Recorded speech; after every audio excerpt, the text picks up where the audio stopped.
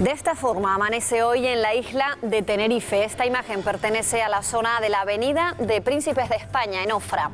A esta hora el cielo está algo nuboso, pero a lo largo del día se irá despejando para dar paso a temperaturas que rondarán los 30 grados. Las mínimas podrían descender, sobre todo en las costas, y el viento soplará levemente. En medianías ese viento se notará todavía más. Buenos días, Canarias. Continúa la investigación para esclarecer el hallazgo de un cadáver en avanzado estado de descomposición en Ayacata, en Gran Canaria. Junto al cuerpo del fallecido se encontró la documentación de Tomás González, un hombre que está en paradero desconocido desde hace un mes. Todo apunta a que se trata de él, ya que la última vez que se le vio con vida fue justamente cerca de la presa de las Niñas.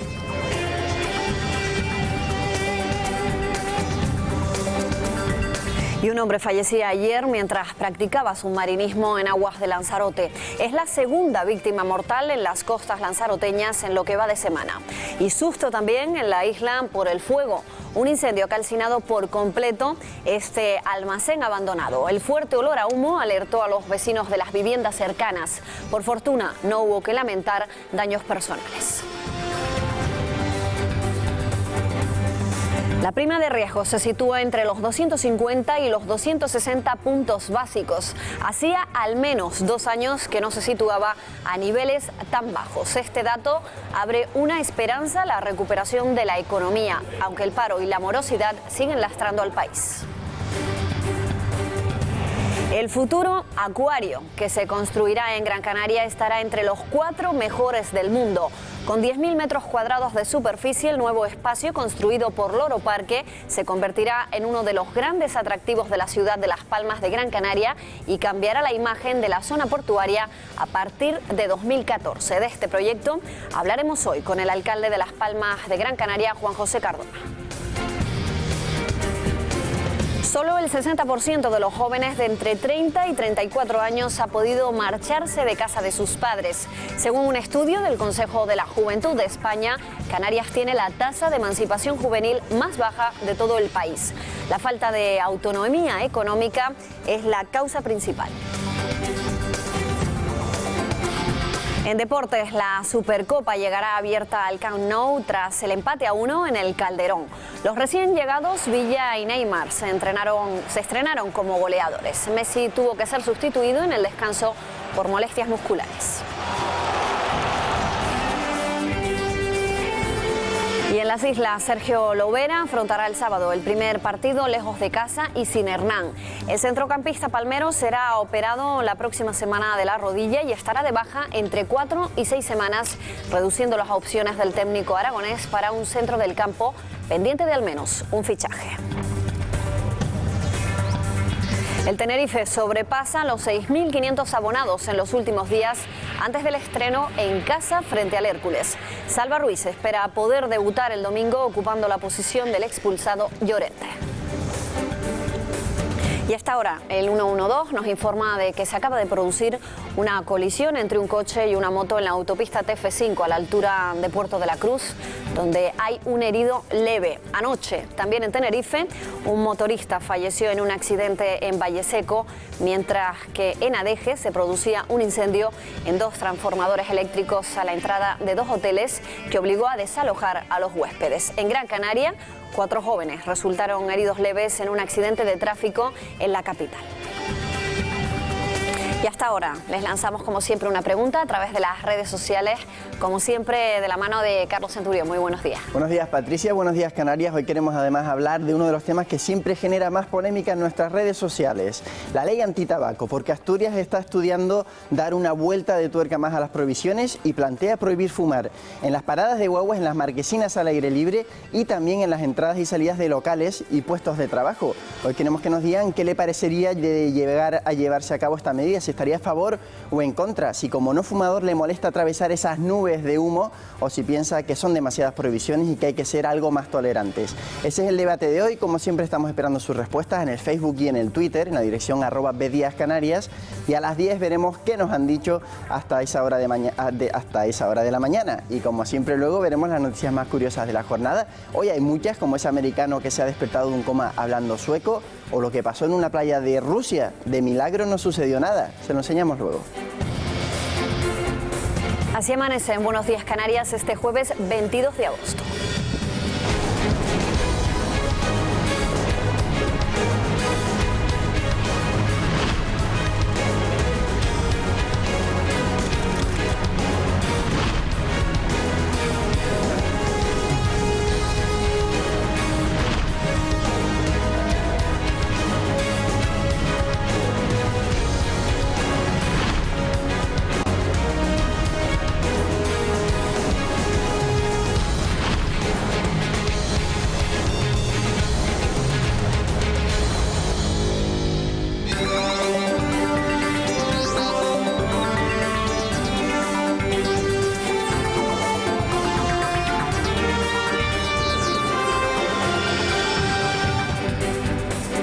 Es la imagen en directo que nos llega desde la isla de Fuerteventura. Estamos en Caleta de Fuste, en la playa del Castillo, en el municipio de Antigua. Estamos viendo cómo amanece hoy el día algo nuboso, pero es precisamente en la isla de Fuerteventura y en Gran Canaria y en Lanzarote donde se van a alcanzar hoy las temperaturas más altas, hasta 35 grados. Se van a someter en la isla de Fuerteventura, algo que seguramente le agradará más a los que están de vacaciones y a los bañistas que puedan darse un chapuzón esta mañana en la playa, en Caleta de Fuste, en Antigua. Y este jueves los cielos van a presentar en general nubosidad de tipo medio y alto, principalmente en zonas altas y en las primeras horas del día. Temperaturas con pocos cambios. En Gran Canaria, Lanzarote y Fuerteventura sí que podrían superar puntualmente los 35 grados. El viento soplará de componente norte moderado y en la mar predominará la marejada con mar de fondo del norte y olas de 1 metro de altura. Y vamos ya con los números premiados en los distintos sorteos. El primero, el de la 11, conocemos el número premiado, es el 68.070. Repasamos también los números premiados en el sorteo de la Monoloto, son el 1, el 5, el 12, el 14, el 24 y el 42. El complementario es el 31 y el reintegro el número 3. Bueno, pues repasamos ya los titulares de la prensa de hoy. Empezamos con Diario de Avisos. 16.500 familias pagan menos de 90 euros de alquiler social. A la cabeza, un informe del Defensor del Pueblo señala que Canarias es la segunda comunidad con más demanda. Y cerrada al baño la playita de Bajamar. Esta es la foto de portada que el Diario de Avisos dedica hoy a Bajamar en La Laguna, en Tenerife. Repasamos también los principales titulares del periódico El Día. La Fiscalía investiga a la Radio Canaria y cerrada al baño por contaminación fecal la playa de Bajamar en La Laguna, en Tenerife. Le damos paso ahora al diario La Opinión de Tenerife, que titula La policía indaga supuestas torturas en 3 centros para discapacitados. Detenidos 4 empleados de las casas familiares Manolo Torras de La Laguna. La foto de portada hoy en La Opinión: harina, agua y amor para los corazones. Los de calle arriba, calle abajo y El Pico en Tejina han comenzado a hacer las tortas para confeccionar los 3 corazones que protagonizarán el domingo, el día grande de las fiestas de San Bartolomé. Vamos ahora con el periódico Canarias 7, que lleva a su portada con una amplia foto: talaron 14 árboles durante la madrugada. Los vecinos del número 11 de la calle Córdoba, en la Vega de San José, amanecieron ayer con la imagen de 14 árboles talados en la zona jardinada que se ubica ante sus viviendas. Y otro titular: los partos en el materno caen en picado por la crisis. En 2007 la media de partos era de 23 al día, 10 más que este año, en el que se han registrado solo 3.086. La provincia Diario de Las Palmas lleva hoy a su portada: Interior evita equiparar a las víctimas de Spanair con las del 11M. El Ministerio trata de forma diferente a los que sufren ataques terroristas, que son referencias éticas, según Lucía Jiménez. Y la foto de portada para ese verano majorero que sabe a jareas de Salema. Un grupo de vecinos y unos 20 pescadores del Cotillo, en el municipio majorero de La Oliva, cumplieron ayer en una jornada de calor y con gotas de lluvia con la calada de Salemas, una de las citas tradicionales de las fiestas de la Virgen del Buen Viaje. Pasamos ahora el repaso a los periódicos nacionales y comenzamos con El Mundo. España relajará los controles y Gibraltar pacta sobre la pesca. Margallo recuerda que desde que el Peñón rompió en 2012 sus acuerdos con los pescadores, el gobierno ha pedido que se reanude ese diálogo. La foto de portada para Manning, condenado a 35 años, impasible. Así escuchó ayer Bradley Manning la sentencia que lo condenaba a 35 años de prisión por filtrar información confidencial a Wikileaks. El País abre hoy con la excarcelación de Mubarak, corrobora el regreso al pasado en Egipto. La Unión Europea restringe el envío de armas al régimen militar.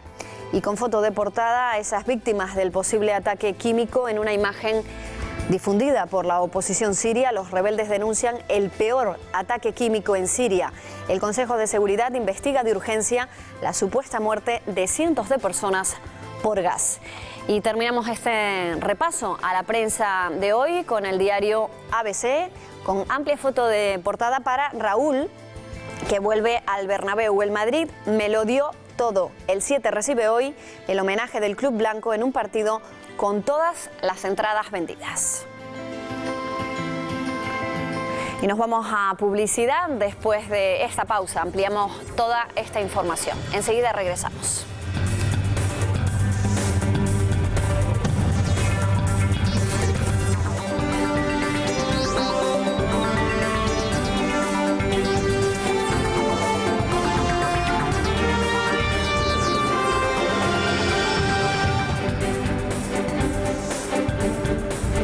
Ocho y 16 minutos de la mañana abrimos la crónica de sucesos con la muerte de un submarinista en Lanzarote que falleció ayer en Playa Chica, en Puerto del Carmen. Las personas que estaban con él durante la inmersión pidieron auxilio al ver que había perdido la conciencia. Lo sacaron del agua en parada cardiorrespiratoria. Los equipos de emergencia nada pudieron hacer para salvar su vida. Es la segunda víctima mortal en las costas lanzaroteñas en lo que va de semana.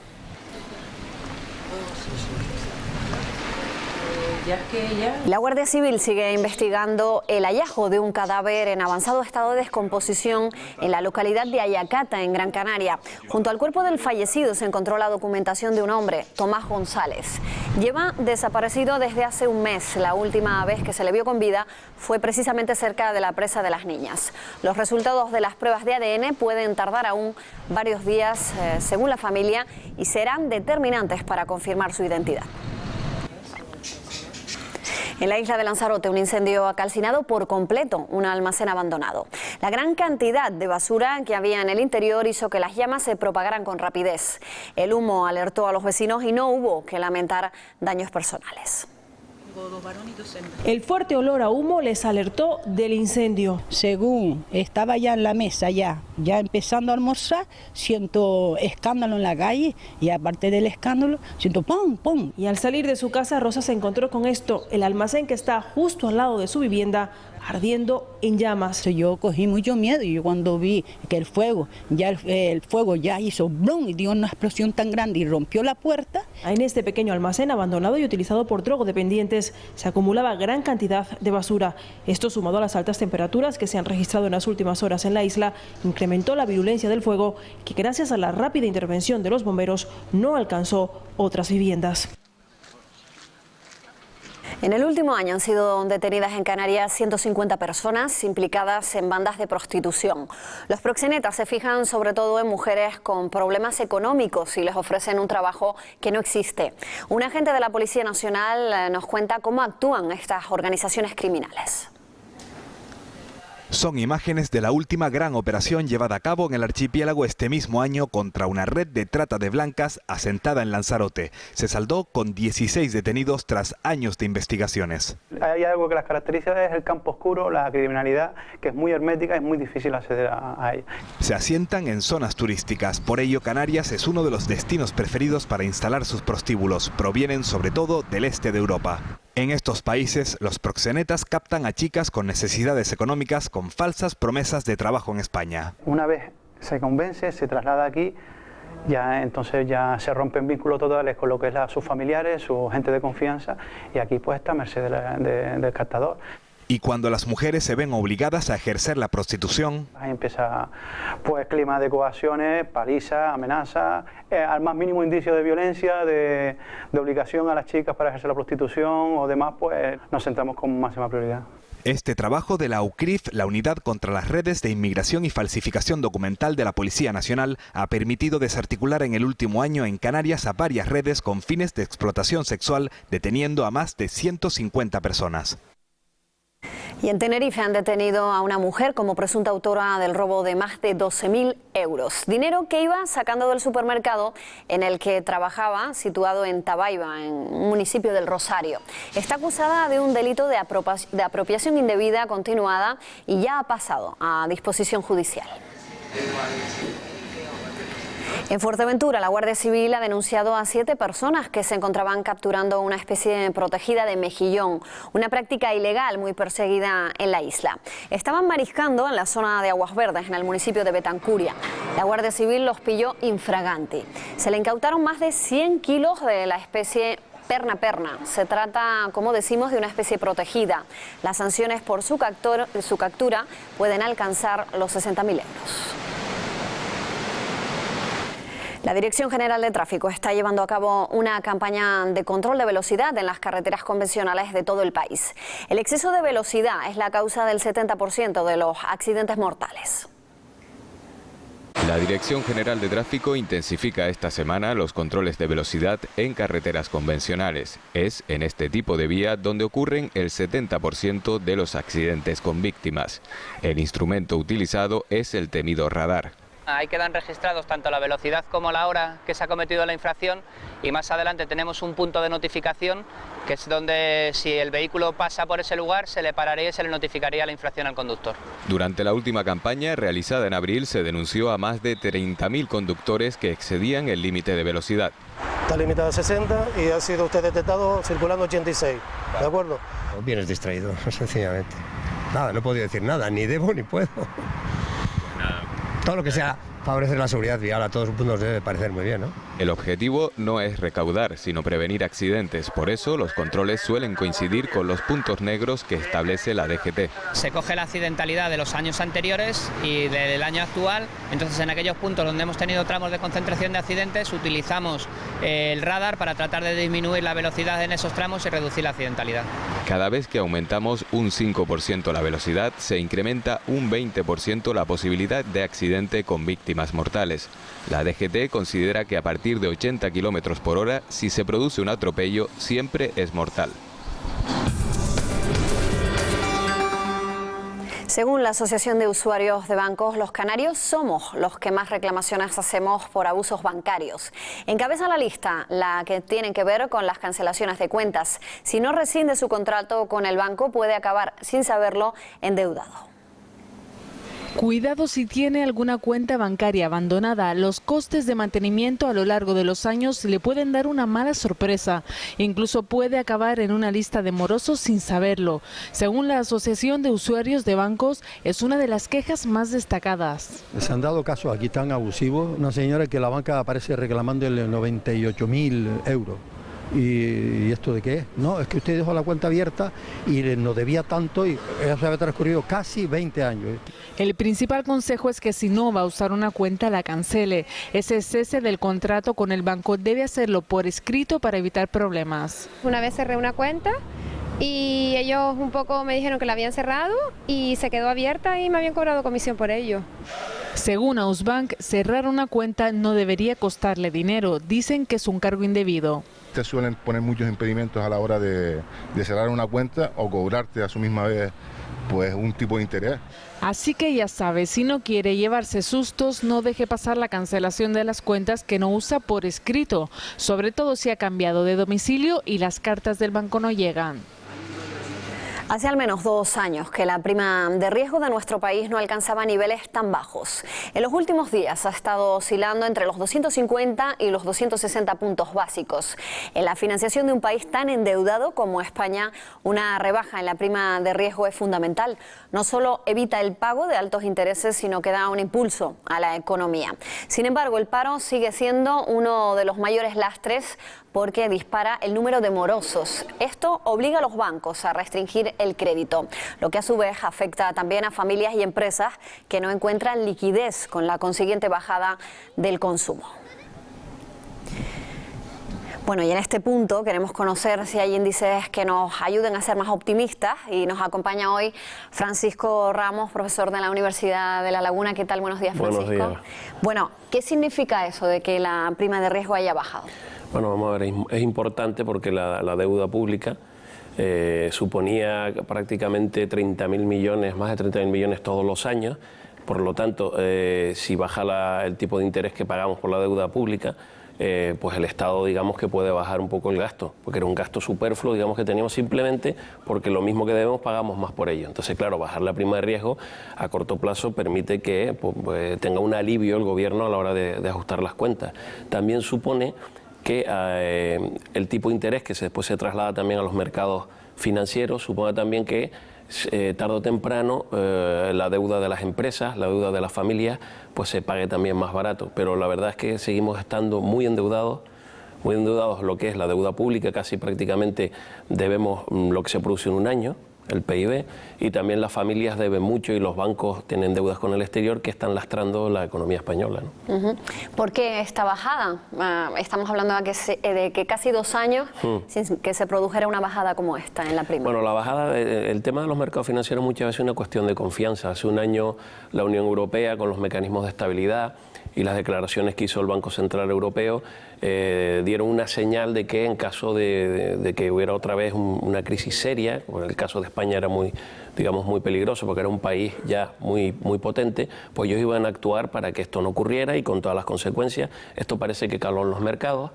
Se ha visto a lo largo de este año que aunque no salimos de la crisis en sí, sí que lo que era un riesgo de default, de impago, se desvanecía, y entonces los mercados se han estabilizado y parece ser que no volvemos a entrar en pánico. Pero bueno, de momento también el tema de la unión bancaria. Se propuso una unión bancaria, que Europa vaya finalmente a un bono, a que la deuda se mutualice. Todos son señales, por eso repito que es una cuestión de confianza, básicamente. Dentro de esa bajada de la prima, de las noticias más optimistas que pueden suponer esa bajada, ¿cómo afectaría a las empresas, por ejemplo? Bueno, las empresas, el problema que ocurre en Europa es que los mercados financieros están segmentados, es decir, si fuéramos un país único con un banco central que fija un tipo de interés, se traslada inmediatamente a las empresas y a la deuda de las familias. En Europa lo que tenemos es que la política monetaria no se traslada a cada país.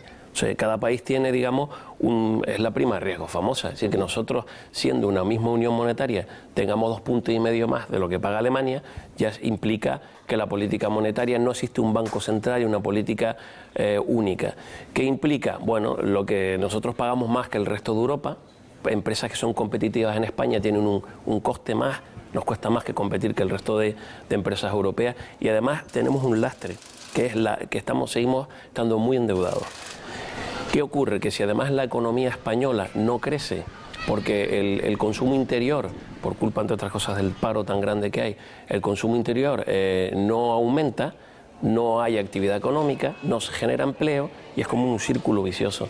Mientras no se genere empleo y no crezca la economía, pues no baja la morosidad, las empresas siguen muy endeudadas, y Europa tiene que tomar medidas, no solo España, tiene que tomar medidas, digamos, que la economía, medidas expansivas, medidas fiscales expansivas, que crezca Alemania, que crezca Francia, para que tire del resto de economías que están deprimidas.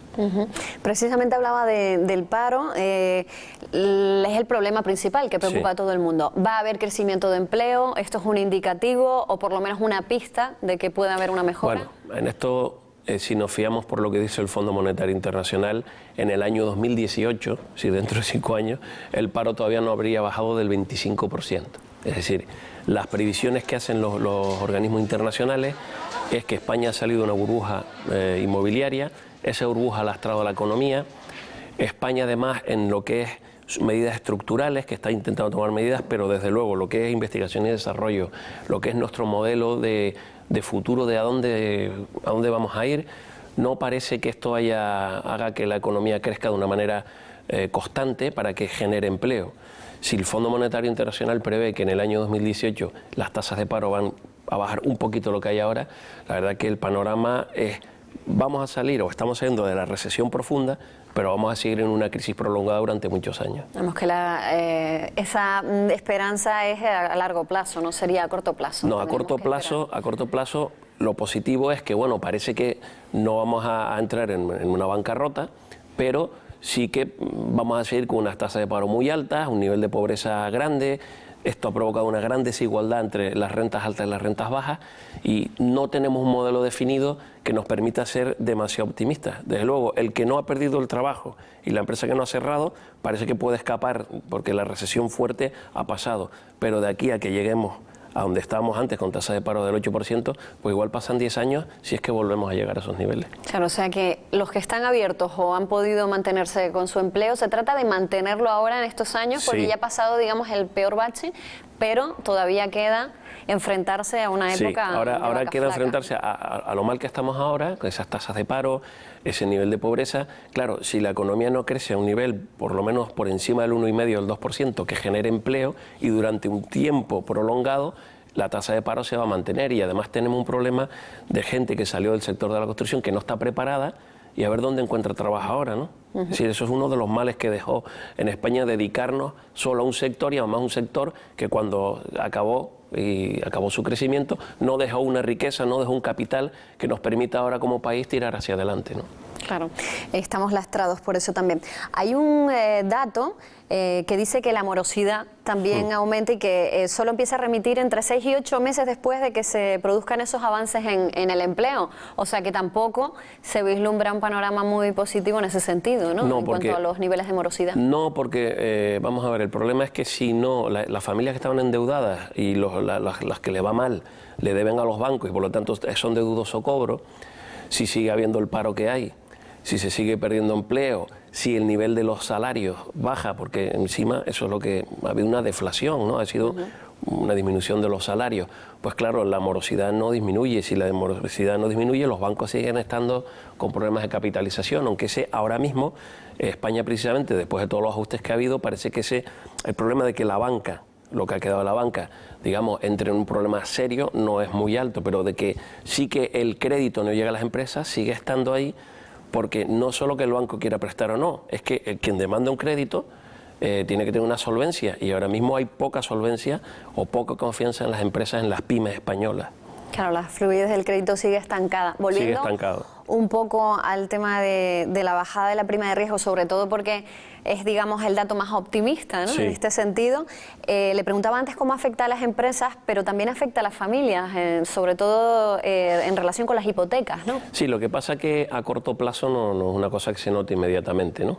Uno tiene la hipoteca, digamos, referenciada al Euribor más X puntos, y a corto plazo no afecta mucho, pero sí es verdad que a largo plazo, si se mantiene así la prima de riesgo, sí que terminará llegando a los balances de las empresas. Pero al final el dato importante, ha habido un dato positivo de corto plazo, que es que Alemania y Francia en el primer trimestre crecieron, hubo una política expansiva, fiscales, pero el problema es si eso se va a mantener o no.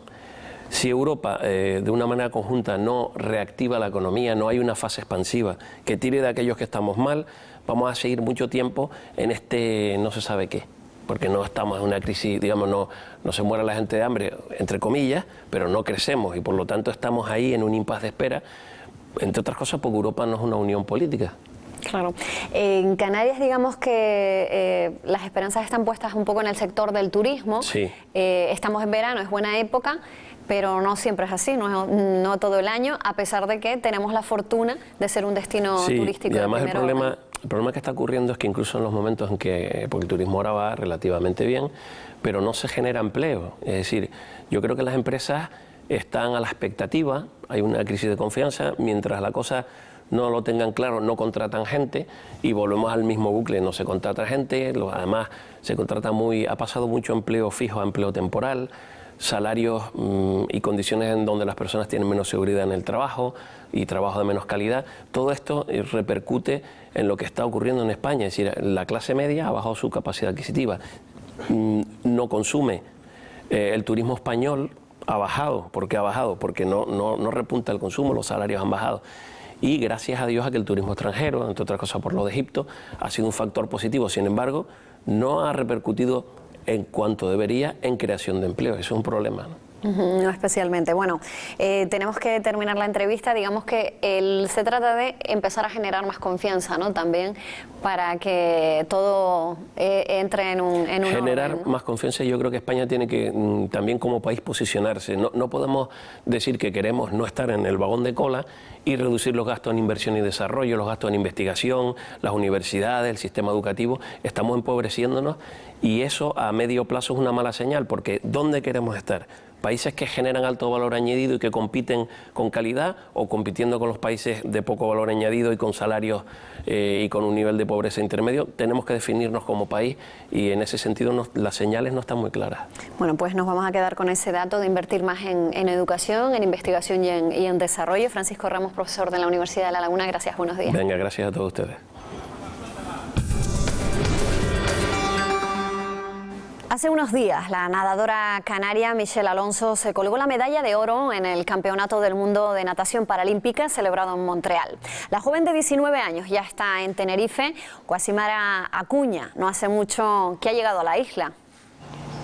Buenos días, Patricia, buenos días, Canarias. Llegó el martes y fíjate el éxito que ha tenido, que incluso estábamos aquí esperando a este directo y se han acercado a nosotros, la han reconocido, le han sacado una foto, incluso hasta le han hecho piropos, han dicho qué envidia le tengo al agua, y envidia tendrían que tener todos ustedes a mí ahora mismo, porque estoy al lado de esta campeona del mundo. Buenos días, Michelle. Buenos días. ¿Contenta?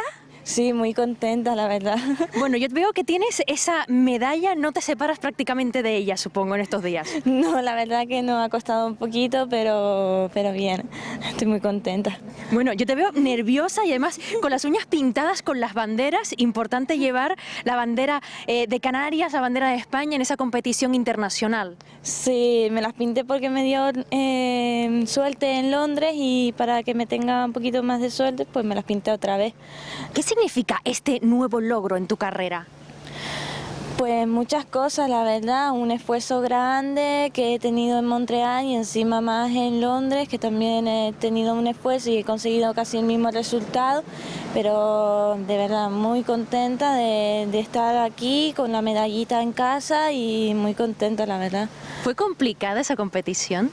Me costó mucho, la verdad, estuve mala hace 3 semanas de la barriga, pero bien, me costó, pero muy bien la competición, las compañeras muy buenas conmigo y lo digo otra vez, pero muy contenta estoy. Y muy nerviosa supongo que habrás estado durante todo ese tiempo. Sí, cuando estuve entrenando estaba muy nerviosa, los días que estaba en Montreal estaba muy nerviosa, que no iba a las gradas porque me ponía de los nervios, que tenía que esperar 3 días después de la prueba y eso, y no podía ver a mis compañeros porque estaba muy nerviosa. Pero aún así lo has logrado. Supongo que ha sido un sueño hecho realidad. Sí, ¿Otro más? Sí, otro más, la verdad. No esperaba conseguir la medalla porque estaba mala, pero bien, la verdad que bien. Después de este nuevo éxito, ¿ahora qué es lo que le toca a Michelle? Relajarse. La verdad, relajarse un poquito. Tanto es así que, bueno, esta va a ser prácticamente tu última entrevista, porque a las 12 del mediodía me has dicho que tú vas a apagar el móvil. Sí, voy a apagar el móvil, voy a coger las maletas y me voy de vacaciones con mi familia. ¿Y te vas a ir durante cuánto tiempo? ¿Cuánto tiempo vas a estar sin meterte dentro de esa piscina para poder entrenar? Pues hasta creo que al 15 de septiembre volveré a Santa Cruz y no sé, al 16 o al 17 pensaré a entrenar poquito a poco. ¿Y después de ese 15 de septiembre cuáles son los objetivos de Michelle? Pues por todavía no se sabe, a lo mejor un europeo o otra competición de aquí de Santa Cruz, pero por todavía no se sabe nada. Muchísimas gracias, muchísima suerte también, descansa, que es lo que ahora necesitas. Nada, nosotros encantadísimos de que una tinerfeña se nos haya traído esta medalla de oro, esta campeona del mundo vuelve otra vez a sumar otro récord en su carrera profesional. Te dejamos, muchas gracias, ha dicho que se va de vacaciones, después vuelve otra vez a entrenar y hay que decir que aunque ahora mismo no está de vacaciones, no va a entrenar. y es muy raro porque a esta hora, como norma general, ya se está preparando para meterse en la piscina y entrenar, que son unas 5 horas de entrenamiento diario y prácticamente todos los días de la semana. Así que tiene muchísimo mérito no solo el conseguir esa medalla, sino también el esfuerzo que día tras día hace esta gran nadadora, esta gran deportista. Pues sí, además merecido descanso, Guasimara, para Michelle. Felices vacaciones. Buenos días para ti. Buenos días. Bueno, pues estos últimos días el tiempo no deja de sorprendernos, mucho calor, niebla, calima y lluvia. Esta inestabilidad se debe a una onda tropical procedente del continente africano. Es un fenómeno muy poco habitual que ha hecho que incluso llueva en el islote de Lobos, donde no caía agua en agosto desde hace ya 22 años. El sol asfixiado tras las nubes, mucha humedad y calor. En Canarias este miércoles se nos ha pegado la ropa. Sudando toda la noche, ahora mismo me puse esta camiseta y estoy sudando, mía. Hace bochorno, mucho calor y ese es ahí pegajoso. Calima intensa como vemos en Arrecife de Lanzarote. El alisio, sin embargo, no ha dejado de soplar ni aquí ni en el sureste de Gran Canaria, donde se han dado las rachas más fuertes de todo el país. Espero que se quite un poquito y empiece los vientos un poquito más fresquitos. Nubes y más nubes. Pero me gusta más así que tanto sol, porque eso es fatal. Que curiosamente también han traído lloviznas, hasta 6 milímetros en el Parque Nacional del Teide. Estuvo lloviendo, cayó una huilla de tierra, esa es lo que cayó, nada más. Bochorno también en Fuerteventura. En Tuineje se ha registrado la temperatura más alta del archipiélago. Este jueves el sur y oeste de Gran Canaria permanecerá en aviso por riesgo de calor. Se esperan 35 grados en las horas centrales del día. La playa de las Canteras cuenta con una estación meteorológica. Ahora podremos saber sin salir de casa antes de coger la toalla si hace sol, si llueve, si hace viento y hasta la humedad relativa que hay en el ambiente.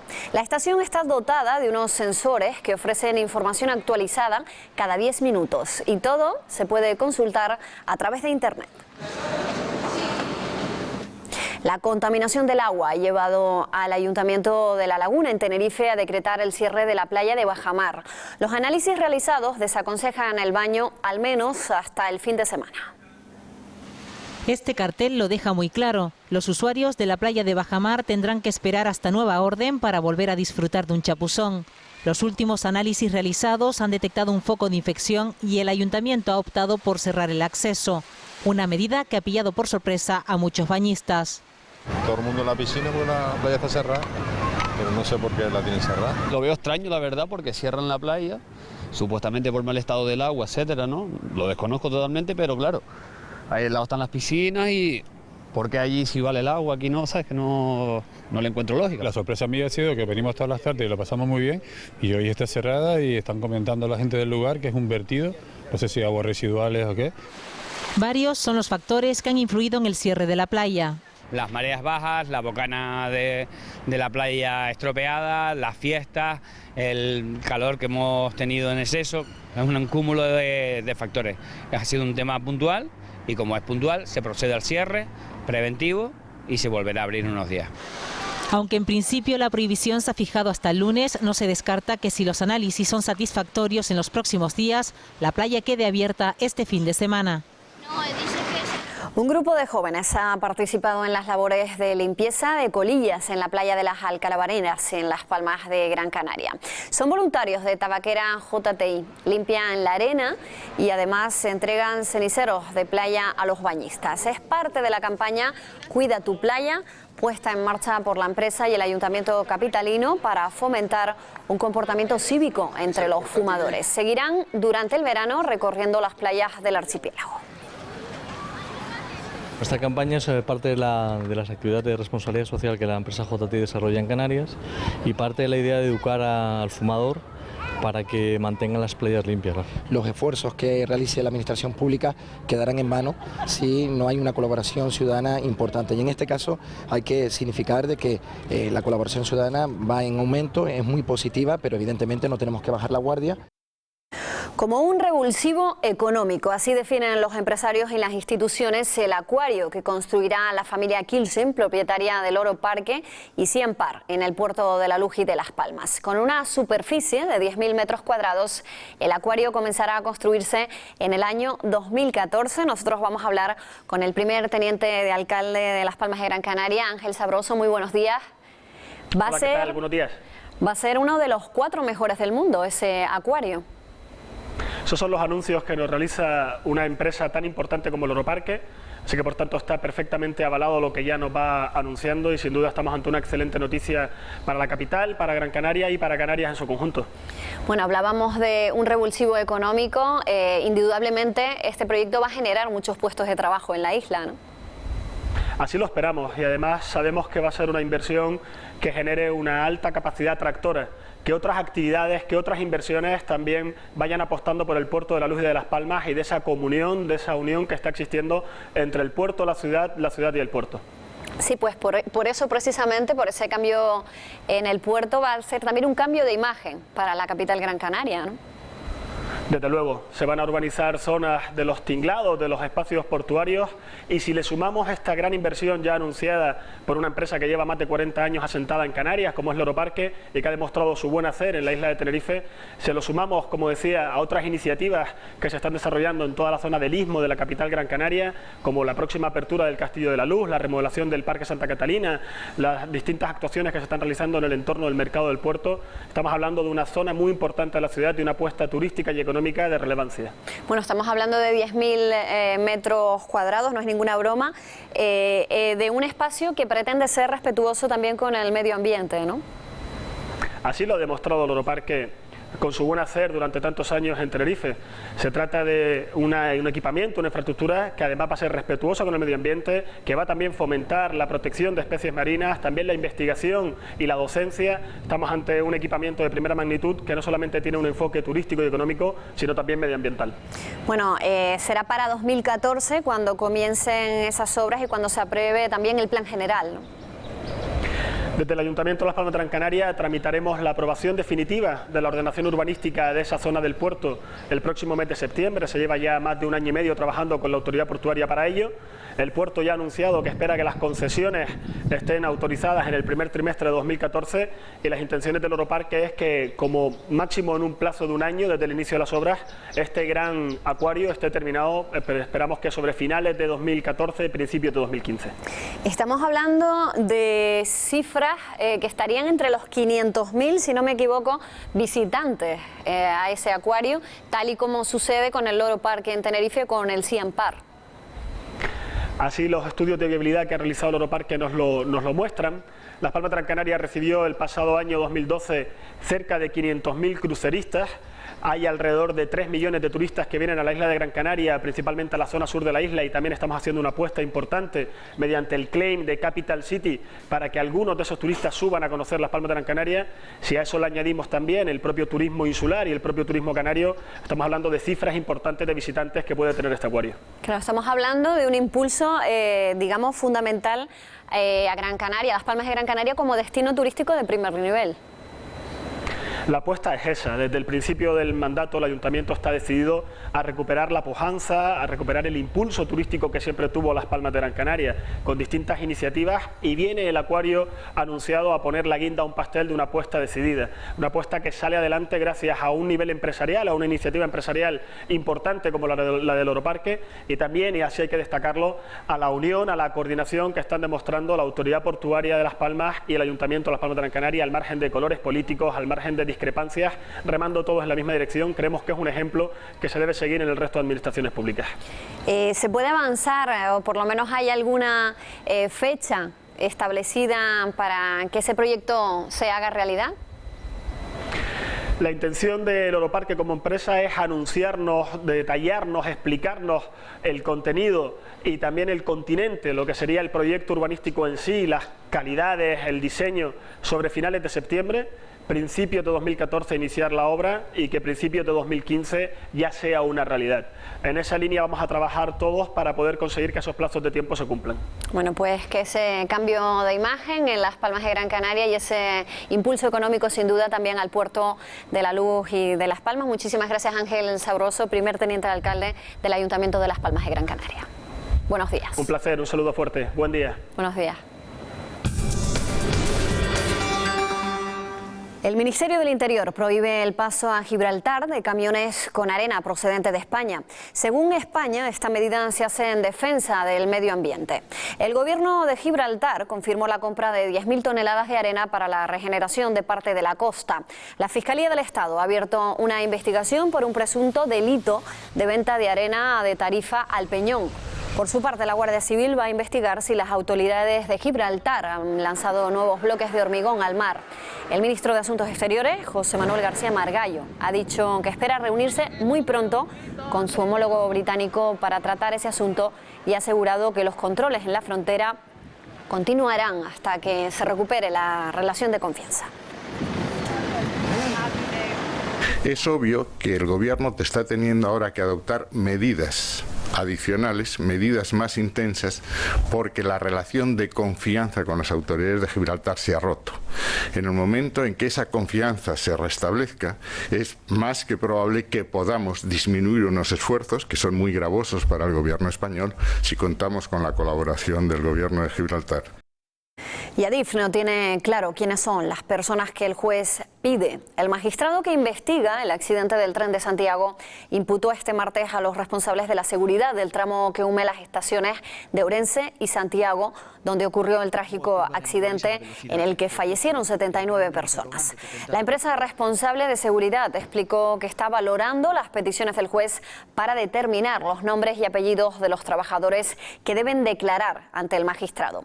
En cualquier caso, desde Adif ya aseguraron, tras conocerse el auto judicial, que esta decisión de imputar a los responsables de la seguridad no es algo que se salga de lo excepcional y mostraron su disposición a acatar las decisiones judiciales. Algo muy complejo. Dos incendios forestales amenazan a la capital de Ourense, en Galicia. Los dos focos empezaron al mismo tiempo y a escasa distancia.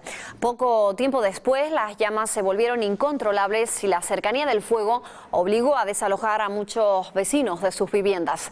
Ante esta situación, la Xunta de Galicia ha decretado el nivel 1 de alerta. En la zona trabaja un amplio despliegue de medios aéreos y terrestres para tratar de controlar las llamas. Y en Mallorca el fuego vuelve a arrasar el Parque Natural de la isla y ya es el segundo que se registra durante este verano. Más de 450 hectáreas de matorral y carrizo han sido arrasadas por las llamas en el municipio de Artá.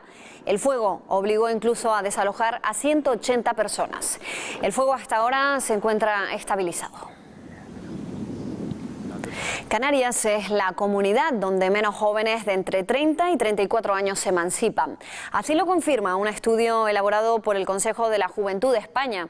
De los casi 178.000 jóvenes con esa edad en las islas, solo el 61% ha conseguido independizarse. Para muchos el motivo para no poder independizarse está muy claro, el desempleo. Sin embargo, otros insisten en que es el bajo poder adquisitivo el que les impide hacer frente a un alquiler o a una hipoteca. Hombre, por el trabajo. Ahora mismo estoy desempleado. Y siempre lo que es los contratos que son eventuales ahora. Sobre todo por eso. De los casi 178.000 jóvenes de entre 30 y 34 años que hay en Canarias, solo el 61% se ha independizado. El resto sigue viviendo en casa de sus padres. O sea, vivía sola hasta que empezó la crisis y tuve que volver a casa de mis padres. Pero ahora me estoy viendo con la posibilidad, a lo mejor la dificultad de tener que volver otra vez a casa, porque es difícil encontrar trabajo y la economía en casa cada vez va bajando mucho más. Sin embargo, si miramos la franja de edad de entre 16 y 29 años, encontramos un dato positivo. Y es que con respecto al año pasado, el número de personas que han logrado emanciparse ha aumentado. Hablamos de un 7,31% más que en 2012. Las mujeres canarias son de las más emprendedoras del país. Un ejemplo es el caso de Silvia, que acaba de abrir una tienda de segunda mano. Con la crisis cada vez son más los negocios de este tipo que abren sus puertas y quienes se atreven aseguran que es rentable. Silvia Muñiz es nueva en esto de montar un negocio. Hasta ahora solo había trabajado por cuenta ajena hasta que decidió ser su propia jefa.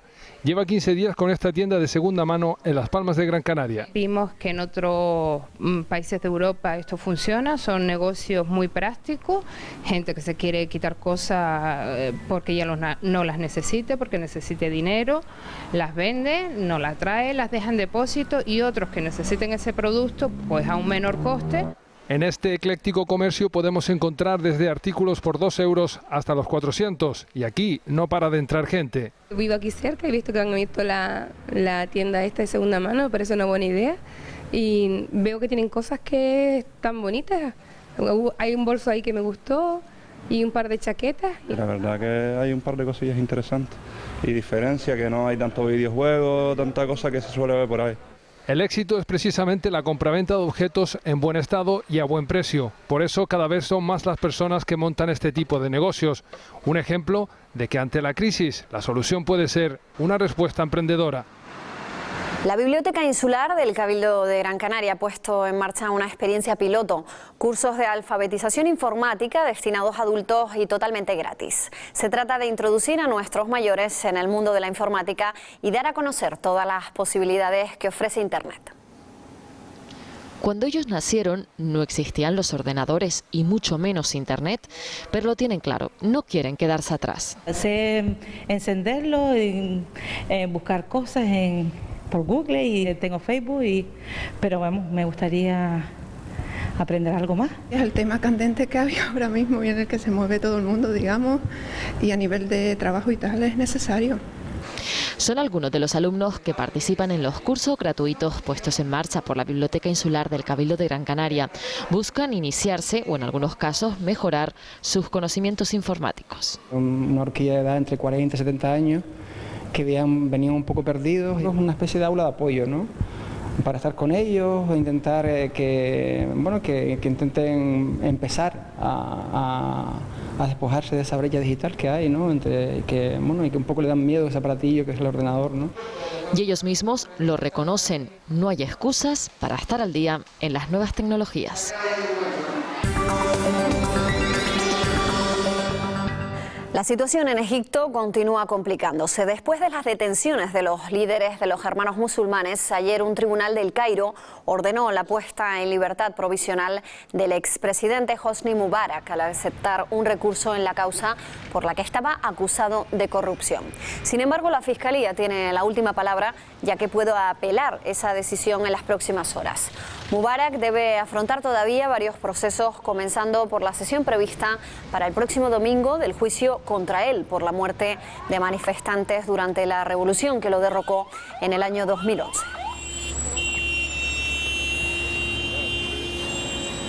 Entre tanto, los ministros de Exteriores de la Unión Europea decidieron ayer en una reunión especial que suspenderán la concesión de licencias de exportación de armamento a Egipto, una medida que países como España ya tomó hace algunas semanas y que ahora se comprometen a adoptar de forma conjunta los 28. Los ministros también concluyeron revisar la asistencia a Egipto para que la ayuda a los grupos más vulnerables del país y a la sociedad civil continúe llegando. La jefa de la diplomacia europea, Catherine Ashton, volvió a pedir el cese de la violencia. El Banco Central Europeo ha sido claro.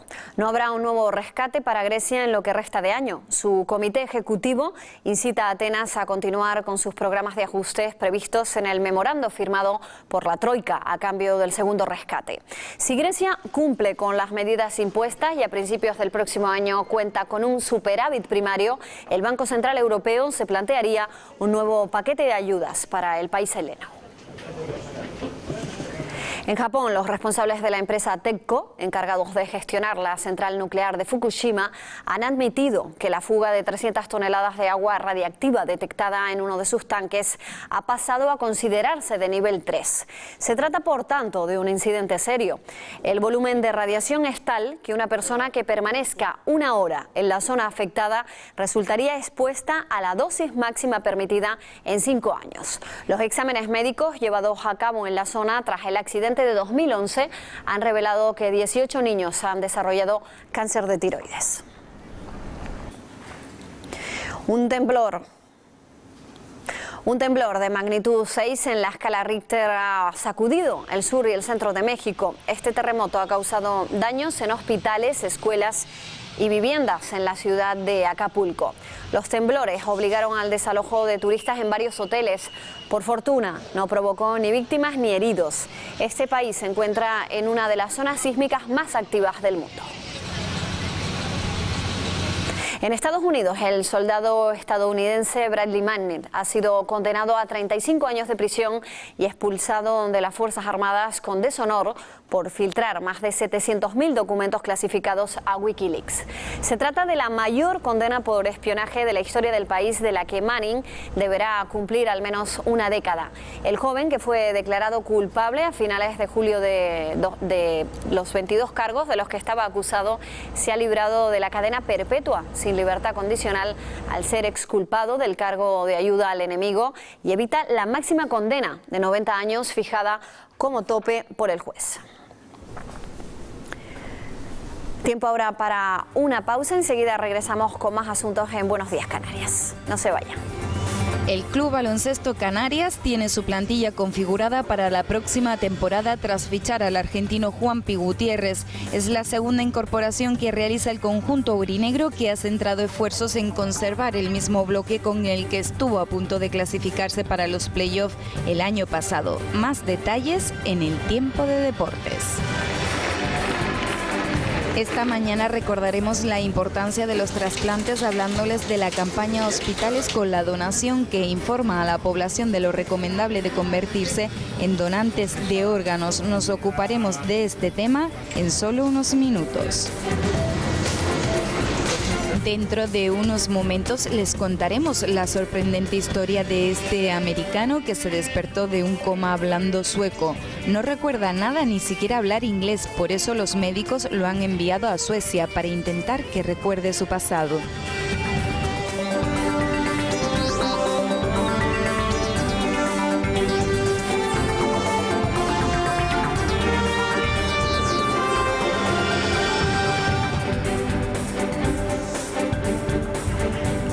Y 8 minutos de la mañana. Buenos días, Canarias. Jueves 22 de agosto. A esta hora repasamos otros asuntos que marcan la actualidad del día. El calor continuará siendo intenso en la jornada de hoy. Fuerteventura, Lanzarote y el este, sur y oeste de Gran Canaria están en aviso amarillo por altas temperaturas hasta las 8 de esta tarde. Se espera que en las horas centrales del día los termómetros rebasen los 35 grados. La playa de Bajamar en la laguna Tenerife permanece cerrada por la contaminación del agua. Los últimos análisis realizados en esta zona de baño detectaron un foco de infección y por ello el consistorio ha prohibido el acceso. El ayuntamiento espera poder reabrirla este fin de semana siempre y cuando los resultados de los análisis sean satisfactorios. Solo el 61% de los casi 178.000 jóvenes de entre 30 y 34 años que viven en Canarias se ha independizado. El resto sigue viviendo en casa de sus padres. Según un estudio del Consejo de la Juventud de España, el archipiélago tiene la tasa más baja de emancipación juvenil de todo el país. La falta de autonomía económica es la principal causa.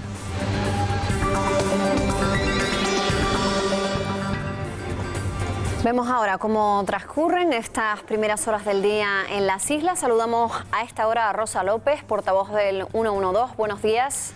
Hola, muy buenos días. ¿Cuál es la última hora? Bueno, pues de la mañana destacaron un accidente de tráfico que tuvo lugar en la TF5 en Puerto de la Cruz, donde colisionaron 2 vehículos y una moto, resultando herido leve un varón de 57 años, aunque provocó importantes retenciones, ya que se tuvo lugar a las 7 de la mañana. De la noche, pues un trágico accidente de moto, donde falleció un varón de 49 años a la entrada de Valleseco, en la capital tinerfeña. Como consecuencia del impacto, el motorista sufrió diversos traumatismos incompatibles con la vida, por lo que el personal médico del SUB que lo asistió solo pudo confirmar su fallecimiento. También comentar que a las 11:30 de la noche se recibían varias alertas por el incendio de 2 transformadores eléctricos a la entrada de unos complejos hoteleros en La Caleta, en el municipio tinerfeño de Adeje. Debido al intenso humo, fue necesario que Policía Local y Cuerpo Nacional de Policía desalojaran 2 hoteles próximos durante aproximadamente 2 horas, hasta que los bomberos lo dieron por extinguido. En este incidente no se registraron heridos. Y ya por último comentar que 4 jóvenes resultaron policontusionados de carácter leve en una colisión entre 2 turismos en la carretera de Los Giles esta madrugada a la 1 de la mañana. Los 4 fueron asistidos por el Servicio de Urgencias Canario. Gracias, Rosa López. Pues destacamos ese fallecimiento de un conductor, de un motorista en Valleseco, en la isla de Tenerife. Este jueves los cielos presentarán en general nubosidad de tipo medio y alto, principalmente en zonas altas y en las primeras horas del día. Temperaturas con pocos cambios. En Gran Canaria, Lanzarote y Fuerteventura sí que podrían superar puntualmente los 35 grados. El viento soplará de componente norte moderado y en la mar predominará la marejada, con mar de fondo de norte y olas de 1 metro de altura. Y hoy debatimos en las redes sociales por la propuesta de Asturias de prohibir fumar en las marquesinas de las paradas de guaguas o en las entradas de empresas y de locales. ¿Está a favor o en contra de restringir más los lugares donde se puede fumar? En unos minutos lo sabremos. Esas respuestas las vamos a conocer con nuestro compañero Carlos Centurión. El gran número de desplazamientos en las carreteras lleva a la Dirección General de Tráfico a intensificar los controles de la Guardia Civil para que se reduzcan los accidentes en las carreteras. Actualmente se está realizando una campaña para vigilar que los conductores no superen el límite de velocidad establecido en la vía, algo que según los últimos controles realizados en abril han superado cerca de 30.000 conductores. Guasimara Acuña ha estado en uno de esos controles. Buenos días, Canarias. Superar los límites de velocidad no solo puede truncar la vida de nosotros como conductores y de otras personas implicadas que desconocemos, también de nuestros familiares y amigos. Este es uno de los muchos lemas que utiliza la Dirección General de Tráfico para concienciar a los conductores a que respeten estos discos de velocidad que están especificados en las carreteras. Esta campaña que está realizando durante todo este mes no solo sirve para informar a los conductores, también para controlar las carreteras canarias. En este caso, estamos en uno de esos controles. Vamos a hablar con el capitán jefe del destacamento de La Laguna, Juan Carlos Ubero. Buenos días. Hola, muy buenos días. Estamos en uno de esos puntos, pero es uno de los dos de las dos partes del control. Exactamente, este es el punto de notificación. Previamente a este lugar tenemos el vehículo radar, que es el que detecta las infracciones, y en caso de que alguien supere los límites permitidos se lo pasa al grupo que tenemos aquí, que procede a la notificación de las infracciones a los conductores implicados. Está relativamente cerca ese coche radar y el control donde nosotros nos encontramos, que es de notificación. Normalmente la distancia que se da es la adecuada para poder hacerlo con seguridad y se utiliza el punto habilitado en la vía más próximo para proceder a la notificación. Muchas personas estarán preguntando, bueno, ¿y estos dispositivos se colocan al azar o ya viene planificado? No, todo es fruto de la planificación. Nosotros hacemos un estudio de los tramos de concentración de accidentes, vulgarmente conocidos como puntos negros, que hemos tenido durante los diferentes años, y tratamos de actuar sobre ellos para reducir la accidentalidad en esos tramos. Capitán Ubero, ¿cuándo salta el radar? El radar depende de la velocidad que tenga la limitación la vía, bien 60, 90, 120, pues se le da siempre un margen de error que tienen como todo aparato mecánico, y a partir de ahí es donde comienza a detectar infracciones. Y las sanciones, eso también es importante, sobre todo porque los conductores, cuando se saltan ese límite de velocidad, vienen acarrean unas sanciones. En algunas ocasiones no requiere la retirada de puntos, pero en otras ocasiones sí. Hay un baremo sancionador, entonces dependiendo del tramo de vía que se encuentre limitada, la velocidad que se haya superado, pues pues dependiendo de los porcentajes hay denuncias que no tienen ningún tipo de infracción en cuanto a retirada de puntos, es decir, solamente son monetarias, y hay otras que sí que tienen detraimiento de 2, 3 o 4 puntos, dependiendo de la velocidad que se haya superado. En este punto donde nosotros nos encontramos vemos que hay una dificultad, y es que la carretera no es solo única, sino que hay varias direcciones por las que puede salir un vehículo que ha sido, pues, donde el radar ha notificado que ha saltado la velocidad, que ha superado ese límite. ¿Cómo se identifica? Sí, en el caso de que una infracción haya sido detectada por el vehículo radar y no se haya podido notificar, esas infracciones se remiten los fotogramas a la Dirección General de Tráfico, en concreto al Centro Automatizado de Denuncias de León, y el Centro Automatizado de Denuncias es el que procede a la notificación al titular del vehículo para que identifique a la persona que conducía el vehículo en ese momento. En el caso de que el conductor no notifica o no identifica al conductor, o en este caso el dueño del vehículo no identifica al conductor que estaba en ese momento conduciendo, ¿qué conllevaría para el dueño de ese vehículo? Si el titular del vehículo, que recibe una notificación de la Dirección General de Tráfico solicitándole la identificación del conductor por estar implicado un vehículo de su titularidad en una infracción y no notifica quién era la persona de manera fehaciente que conducía el vehículo, puede ser sancionado hasta con el triplo de la infracción que hubiera cometido. Es decir, si se le ha detectado un control de velocidad, una infracción que sería de 300 euros, pues le podría llegar la sanción aparejada hasta 900 euros. Muchísimas gracias. Vamos a quedarnos con esta imagen, y es los vehículos que van a su destino.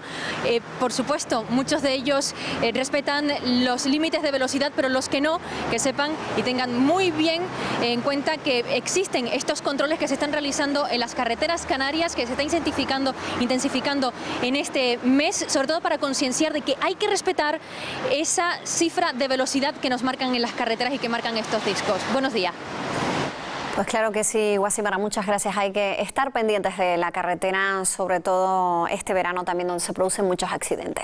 La Jeria, en Lanzarote, opta a Mejor Paisaje Europeo y también a Patrimonio de la Humanidad por la UNESCO. El galardón propuesto por el Consejo Regulador otorgaría mayor valor aún, si cabe, a este singular y único enclave en el archipiélago. El Cabildo de Lanzarote ya trabaja para conseguirlo. Hay que cumplimentar un expediente, entrar en una lista en la que debemos estar al menos 2 años, y lo que estamos es trabajando en hacer méritos para ello, desde una ruta de senderos para los turistas, una ruta de paseos a camello, un proyecto muy importante de recuperación de fincas. Y en Canarias ha surgido una nueva iniciativa llamada Hospitales con la Donación, con el fin de informar a las personas sobre la importancia de ser solidarios y convertirse en donantes. Ignacio es una de las muchas personas que se han sometido a un trasplante de riñón. Después de 5 años de espera y gracias a esta operación puede llevar una vida normal. Antes tenía que estar durante 5 horas en el hospital para hacerse la diálisis. Es bastante duro, ¿no? La mayoría de las veces que tienes diálisis, el día lo ocupas en eso, ¿no? En estarte recuperando. Tener diabetes o la tensión alta puede derivar en fallo renal si no se trata correctamente. En estos casos, el trasplante es la mejor solución para evitar duros tratamientos. El trasplante renal mejora toda esta situación, le da mucha más independencia al paciente, no depende de venir a un centro hospitalario a hacerse hemodiálisis o de tener una máquina en casa para hacerse diálisis peritoneal. Sí lleva la consecuencia de que tienes que tomar una medicación antirrechazo, pero aporta una gran calidad de vida y mayor supervivencia a largo plazo. El Hospital Quirón de Santa Cruz de Tenerife y la Asociación de Enfermos Renales apoyan el proyecto Hospitales con la Donación. La idea es facilitar la información a los ciudadanos sobre el trasplante y animarles a ser un poco más solidarios.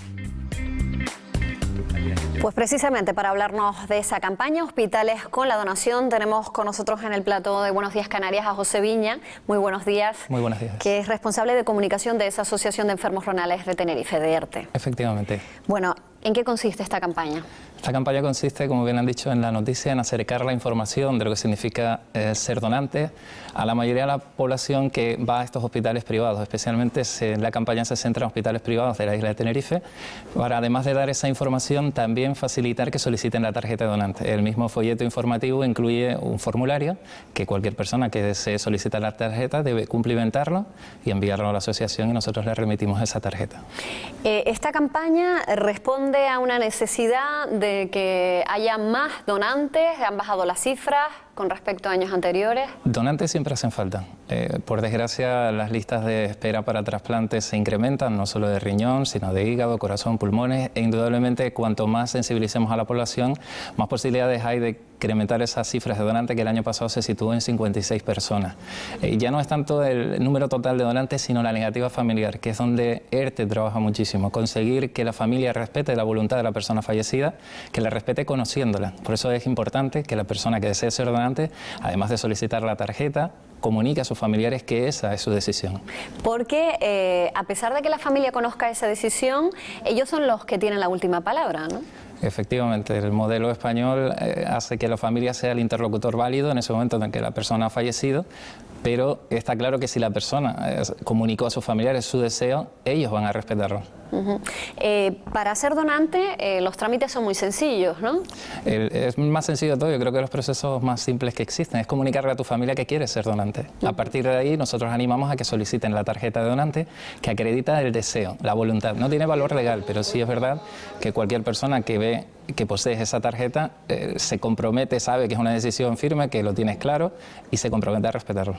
En el caso de fallecimiento y que no exista una tarjeta física o no exista una comunicación verbal, ustedes me imagino que también comunican a los médicos ese deseo del paciente y es el médico el que traslada esa información a la familia, ¿o son ustedes los No, realmente miembros de la asociación? El proceso de la asociación, donde trabajamos en la sensibilización, nosotros hacemos o pretendemos que la sociedad sepa lo que es ser donante y que exprese ese deseo. Cuando una persona fallece en el hospital y existe la posibilidad de que sea donante, el médico tiene la obligación legal, que está establecido en los protocolos como tal, de hablar con los familiares directos de esa persona. En ningún momento se pone en contacto con la asociación para saber si era o no donante. Son procesos paralelos, el nuestro de sensibilización y el de ellos, que pueden converger en un momento determinado, y es que en un caso de un fallecimiento de una persona que solicitó la tarjeta ERTE, pero siempre el protocolo es hablar con los familiares de la persona. ¿Qué tipo de enfermedades o de patologías pueden derivar en la necesidad de un trasplante de riñón? Bueno, las más habituales son diabetes e hipertensión arterial, ¿no? Y sobre todo derivadas de una obesidad. Entonces, la incidencia en campañas de prevención son fundamentales. Reducir el número de personas que necesitan un trasplante de riñón por no haber prevenido patologías que sabemos que va a acabar degenerando en una insuficiencia renal crónica es uno de los objetivos de la entidad. Estamos hablando de un órgano o el riñón, los riñones, que también dan, digamos, posibilidad de la donación en vida. Efectivamente, es un programa que se hace aquí en el Hospital Universitario de Canarias desde el año 2007.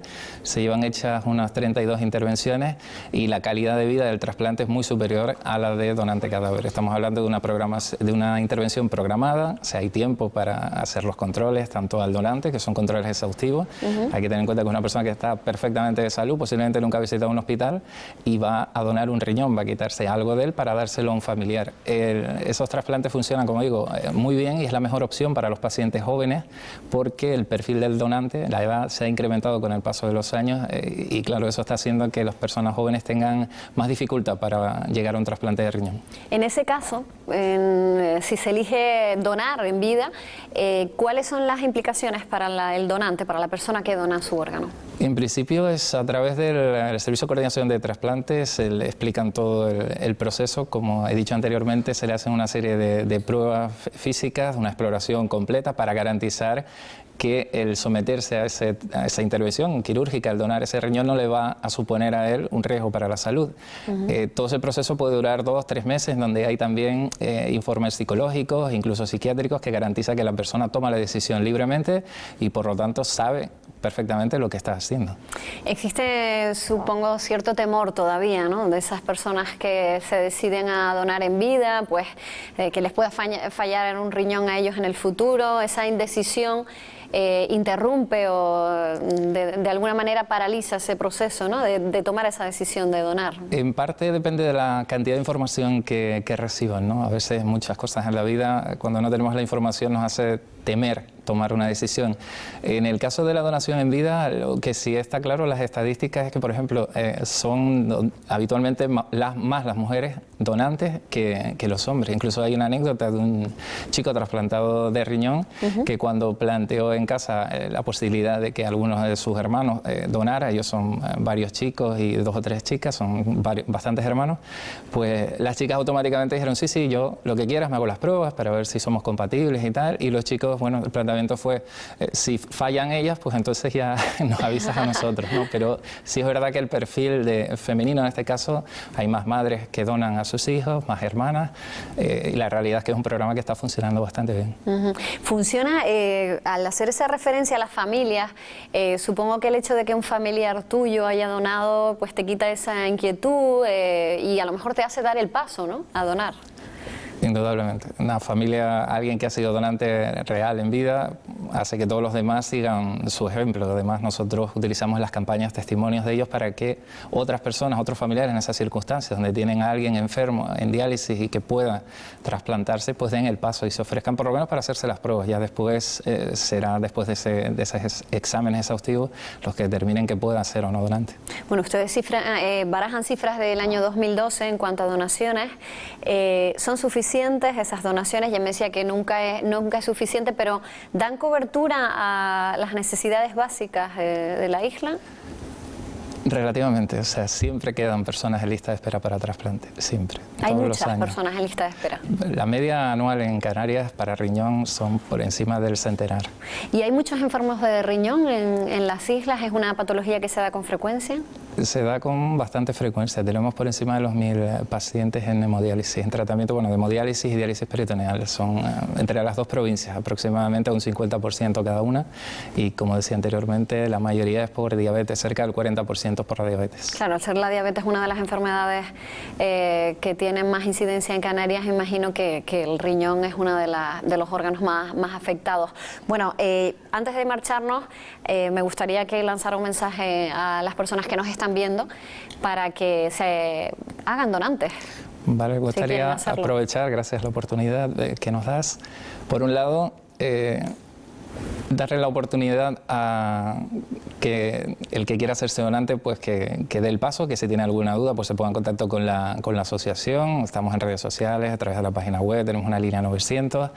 Y también ese planteamiento se debe hacer desde el punto de vista, a veces tal vez un poco egoísta, pero que nos va a ayudar muchísimo, y es pensar que en algún momento de nuestra vida nosotros podemos ser los que necesitemos un trasplante, o un hijo o un hermano nuestro. Si a lo mejor hacemos ese planteamiento, esa indecisión que tenemos hoy en día para expresar el deseo de ser donante se elimina. Y por otro lado, agradecer a las familias el haber respetado la decisión que esas personas que fallecieron tomaron en vida y que ha servido para que tantas y tantas personas se trasplanten mejorando su salud o salvando su vida.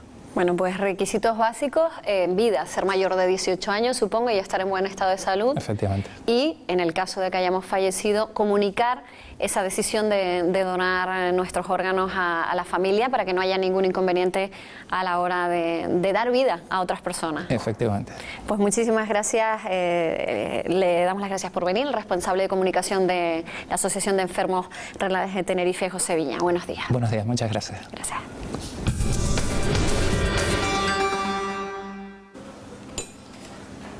Con la intención de proteger la identidad de una fiesta tan exclusiva como es el Carnaval de los Indianos, el Ayuntamiento de Santa Cruz de la Palma ha dado un paso importante para garantizar la fiesta, registrando el logotipo y la marca comunitaria Los Indianos en el registro de patentes y de marcas, impidiendo así que pase lo mismo que con la figura del enano, que fue registrado por una empresa privada.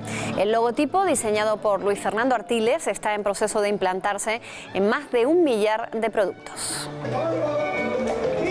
Ahora, bueno, pues ya tenemos además una empresa que se va a encargar de todos los trámites jurídicos, legales que haya que emprender alguna vez si son necesarios, y nos pondremos en contacto pues con el resto de ayuntamientos o el resto de personas o particulares pues que hagan un mal uso de la palabra Los Indianos.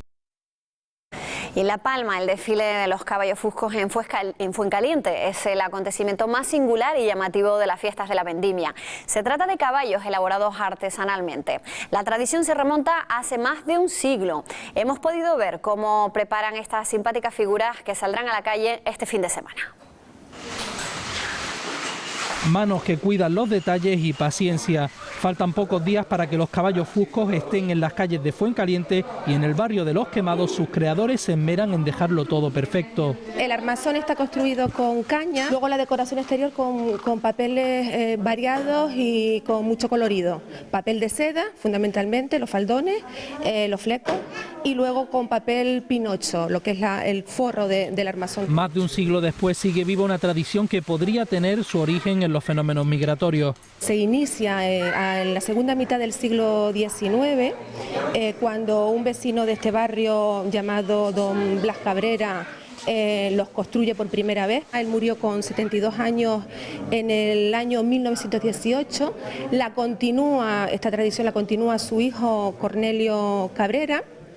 Y bueno, y se sigue pues bailando desde entonces. Al son de su tradicional polca, el sábado a medianoche podrán ver el pasacalles de los caballos fuscos, el número más popular de las fiestas de la vendimia que ya se disfrutan en Fuencaliente. El burro majorero es el único équido endémico de Canarias y su población es cada vez más escasa. Para evitar su desaparición, los ganaderos de Fuerteventura se han puesto manos a la obra en su difusión y conservación. Este es el burro majorero, se reconoce por su raya de mulo y como él quedan tan solo 200 ejemplares en las islas. Considerado en grave peligro de extinción, en Fuerteventura se trabaja por su conservación. Quedan pocos sementales, digamos, aquí en la isla y a través de la asociación pues intentamos rescatar una raza como el burro majorero que ha estado toda la vida. Una conservación que depende del mantenimiento morfológico de la especie. Para ello, los ganaderos reciben estos días un curso específico. Preparar a las personas para que sean capaces de valorar dentro de las normas que establece el libro genealógico de la raza. Hay todo un estándar sobre el burro majorero, desde la capa, los colores, la raya crucial, la raya de mulo. Formación en la que se trabaja para conseguir el libro genealógico y así no perder del paisaje majorero el único équido autóctono del archipiélago. Dentro de unos momentos les contaremos la sorprendente historia de este americano que se despertó de un coma hablando sueco. No recuerda nada, ni siquiera hablar inglés, por eso los médicos lo han enviado a Suecia para intentar que recuerde su pasado.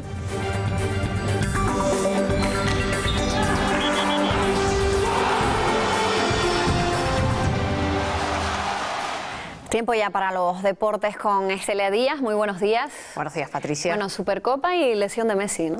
Lesión de Messi, el argentino tuvo que ser sustituido en el descanso por molestias musculares. Estamos pendientes de esas pruebas médicas que se le realizarán en el día de hoy. Muy buenos días, Canarias. La Supercopa llegará abierta al Camp Nou tras el empate a 1 en el Calderón. Los recién llegados Villa y Neymar se estrenaron como goleadores.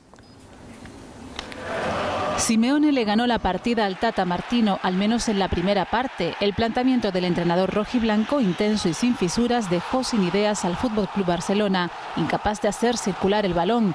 El gol de Villa, a los 12 minutos de juego, puso en pie al Calderón. El asturiano enganchó una volea imposible para Valdés. Leo Messi se retiró lesionado en el descanso, aquejado de molestias en la parte posterior de su muslo izquierdo. Neymar, que salió en la segunda parte, marcó el gol del empate. El brasileño tardó 7 minutos en anotar su primer tanto con la elástica azulgrana en competición oficial. Apareció en el segundo palo para rematar un centro de Alves desde la banda. Courtois evitó el 1-2 frente a Alexis. El empate a 1 se mantuvo hasta el final. Todo quedó abierto para la vuelta en el Camp Nou del próximo miércoles. Y malas noticias también en la Unión Deportiva Las Palmas. Hernán tiene roto el menisco y debe ser operado. Esto le tendrá de baja entre 4 y 6 semanas. Más de un mes de competición se perderá Hernán. El centrocampista, nacido en La Palma, sufre una rotura del menisco y será operado el jueves. Hace meses que sufre molestias, aunque la causa no se ha descubierto hasta esta semana. No me impide el caminar, incluso ni el trotar, pero sí es verdad que ya cada vez que me da esa molestia es insoportable y había que tomar soluciones, ¿no? Yo no podía seguir así, tengo 22 años. gracias a Dios no es una operación que requiere de mucho tiempo parado y hemos tomado la decisión de operarme lo antes posible para recuperar. Duro golpe el que el jugador asume con buen carácter, casi consolando él a los periodistas cuando se conoció la noticia. No me pongas esa cara, hombre. No me pongas esa cara, que es muy importante tomárselo con buena filosofía, ¿no? Y pensar en que hoy es mi primer día de recuperación, no esperar a recuperarme el día siguiente como Pérez, sino desde ya pues cambiar ese chip para estar lo antes posible, ¿no? Con ese buen ánimo intentará Hernán recuperarse y no tardar demasiado tiempo, estar de nuevo sobre el césped. El próximo rival de la Unión Deportiva Las Palmas, el Alavés, no sufre con las bajas. Al contrario, ayer presentó un nuevo futbolista. Se trata de Carlos Lázaro, centrocampista de 22 años que procede del Valladolid y que se ha comprometido con el conjunto vitoriano para las próximas 2 temporadas. El mediocentro ya ha realizado el primer entrenamiento con sus nuevos compañeros y podría estar entre los convocados para el partido ante los de Lovera. Además, la primera plantilla se ha abonado al club para esta temporada. Y el Club Deportivo Tenerife regresó al trabajo en doble sesión para empezar a preparar su debut en casa ante el Hércules. Los blanquiazules quieren dejar atrás la derrota en Alcorcón, esperan que la afición les ayude a conseguirlo. Más de 6.500 aficionados han retirado ya su abono y verán el estreno de los suyos en el Heliodoro, en esta nueva categoría. El rival, el Hércules, que parte con aspiraciones de hacer una buena campaña, gracias a los jugadores traídos por Quique Pina, pertenecientes a Granada y al Udinese italiano. Rival con entidad. Luego ya sabemos cómo es la segunda, ¿no? Que hay equipos para estar arriba y luego no se meten, y al contrario, ¿no? Entonces, rival complicado como todos, que tenemos que salir a dar el 100% y aquí con nuestra gente pues intentar hacernos fuertes y que se queden los 3 puntos. Bruno cree que no merece la pena insistir sobre el polémico penalti que le sancionaron. Los blanquiazules han pasado página, aunque la derrota en Madrid deja la baja por sanción de Raúl Llorente, que abre la puerta al debut de Salva Ruiz. No, puede ser una buena oportunidad, el míster decide, pero hay compañeros que también pueden jugar ahí. Yo solo estoy trabajando duro esta semana para que el míster confíe en mí. Podría no ser el único cambio en el 11 que disponga Álvaro Cervera para recibir al equipo alicantino. En baloncesto, el Canarias da prácticamente por cerrada la plantilla para el nuevo curso con el fichaje del argentino Juanpi Gutiérrez. Los aurinegros conservan casi íntegramente el bloque que estuvo a punto de clasificarse para los playoffs. Tras la complicada conversión en sociedad anónima deportiva, el club ha logrado concretar antes de comenzar la pretemporada la plantilla con la que intentará repetir los excelentes resultados de su primera campaña ACB. El último en incorporarse, el pívot Juanpi Gutiérrez, de 29 años, que ya estuvo en la competición con el Granada y que viene a completar el juego interior del equipo de Alejandro Martínez. El argentino se encuentra con su selección para disputar su clasificación para el Mundial de Baloncesto y será de los últimos en incorporarse junto a Sekulic, que estará en el Eurobásquet con Montenegro. El resto ha comenzado ya, llegará a Tenerife, aunque será la próxima semana cuando se desplace a la isla el grueso de la plantilla, en la que solo habrá otra cara nueva, la del estadounidense Luke Sigma. Del año pasado mantenían contrato Carles Vivià y Nico Ricciotti, se ha renovado por 2 temporadas a Ricardo Uris y a Saúl Blanco. Salvo Joaquim Donaldson y Richie Guillén, se ha prolongado también la vinculación del resto de jugadores por otra temporada, así que Alejandro Martínez contará con un grupo que ya se conoce bien y que ya se ha adaptado a la perfección a la ACB. Y en menos de una semana el Centro Insular de Deportes volverá a ser el cuartel general del Herbalife Gran Canaria. El conjunto amarillo regresará al trabajo el próximo miércoles tras las vacaciones y después de pasar el reconocimiento médico a principios de la próxima semana. Faltarán a este inicio de pretemporada Xavi Rey y Eulis Baez por encontrarse con sus respectivas selecciones. Sí estarán los nuevos fichajes Ian y Nacho Martín, procedente del Blancos de Rueda de Valladolid, y Albert Oliver del Fiat Juventud. A la espera de 2 fichajes más, aún no se sabe si el gran canario Roberto Guerra vestirá de amarillo la próxima temporada. El Campeonato de Profesionales Canarios 2013 volverá a reunir un año más a los mejores jugadores de golf del archipiélago. Este torneo, que fue presentado ayer, se celebra en Tenerife. Se disputará a 2 vueltas de 18 hoyos. Contará además con una jornada final en la que los amateurs podrán jugar y aprender de los más expertos en este deporte.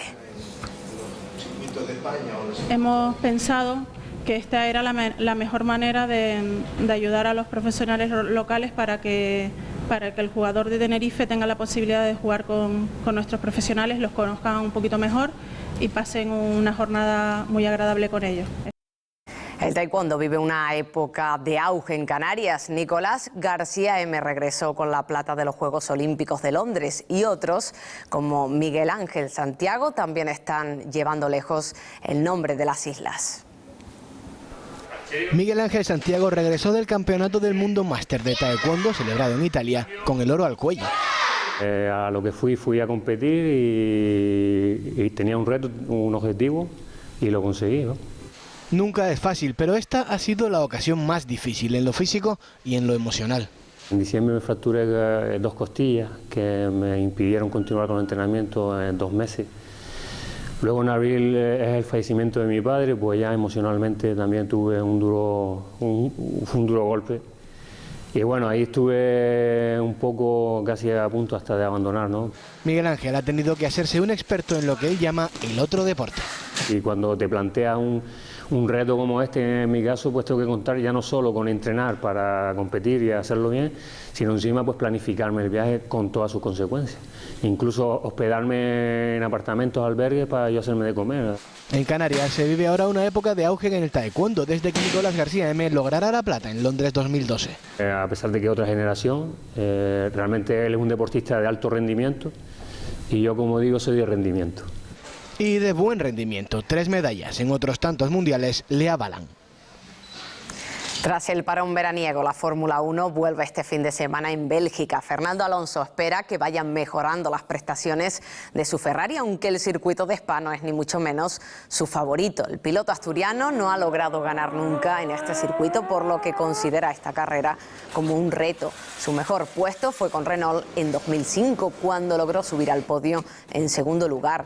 Desde entonces no ha tenido nunca posibilidades de victoria y se ha retirado en varias ocasiones. Las últimas actuaciones de Ferrari no invitan al optimismo, pero Alonso está tercero en la general y quiere seguir luchando por el campeonato. Y el lanzaroteño Geray Lemes y el gran canario Rogelio Peñate afrontan a partir de hoy la 4ª prueba de la temporada del Junior World Rally Championship, que les ha llevado a Alemania. Será la primera cita del campeonato que se dispute sobre asfalto. Desde la 5ª posición de la provisional y tras competir en Portugal, Grecia y Finlandia, ven opciones de conseguir la victoria.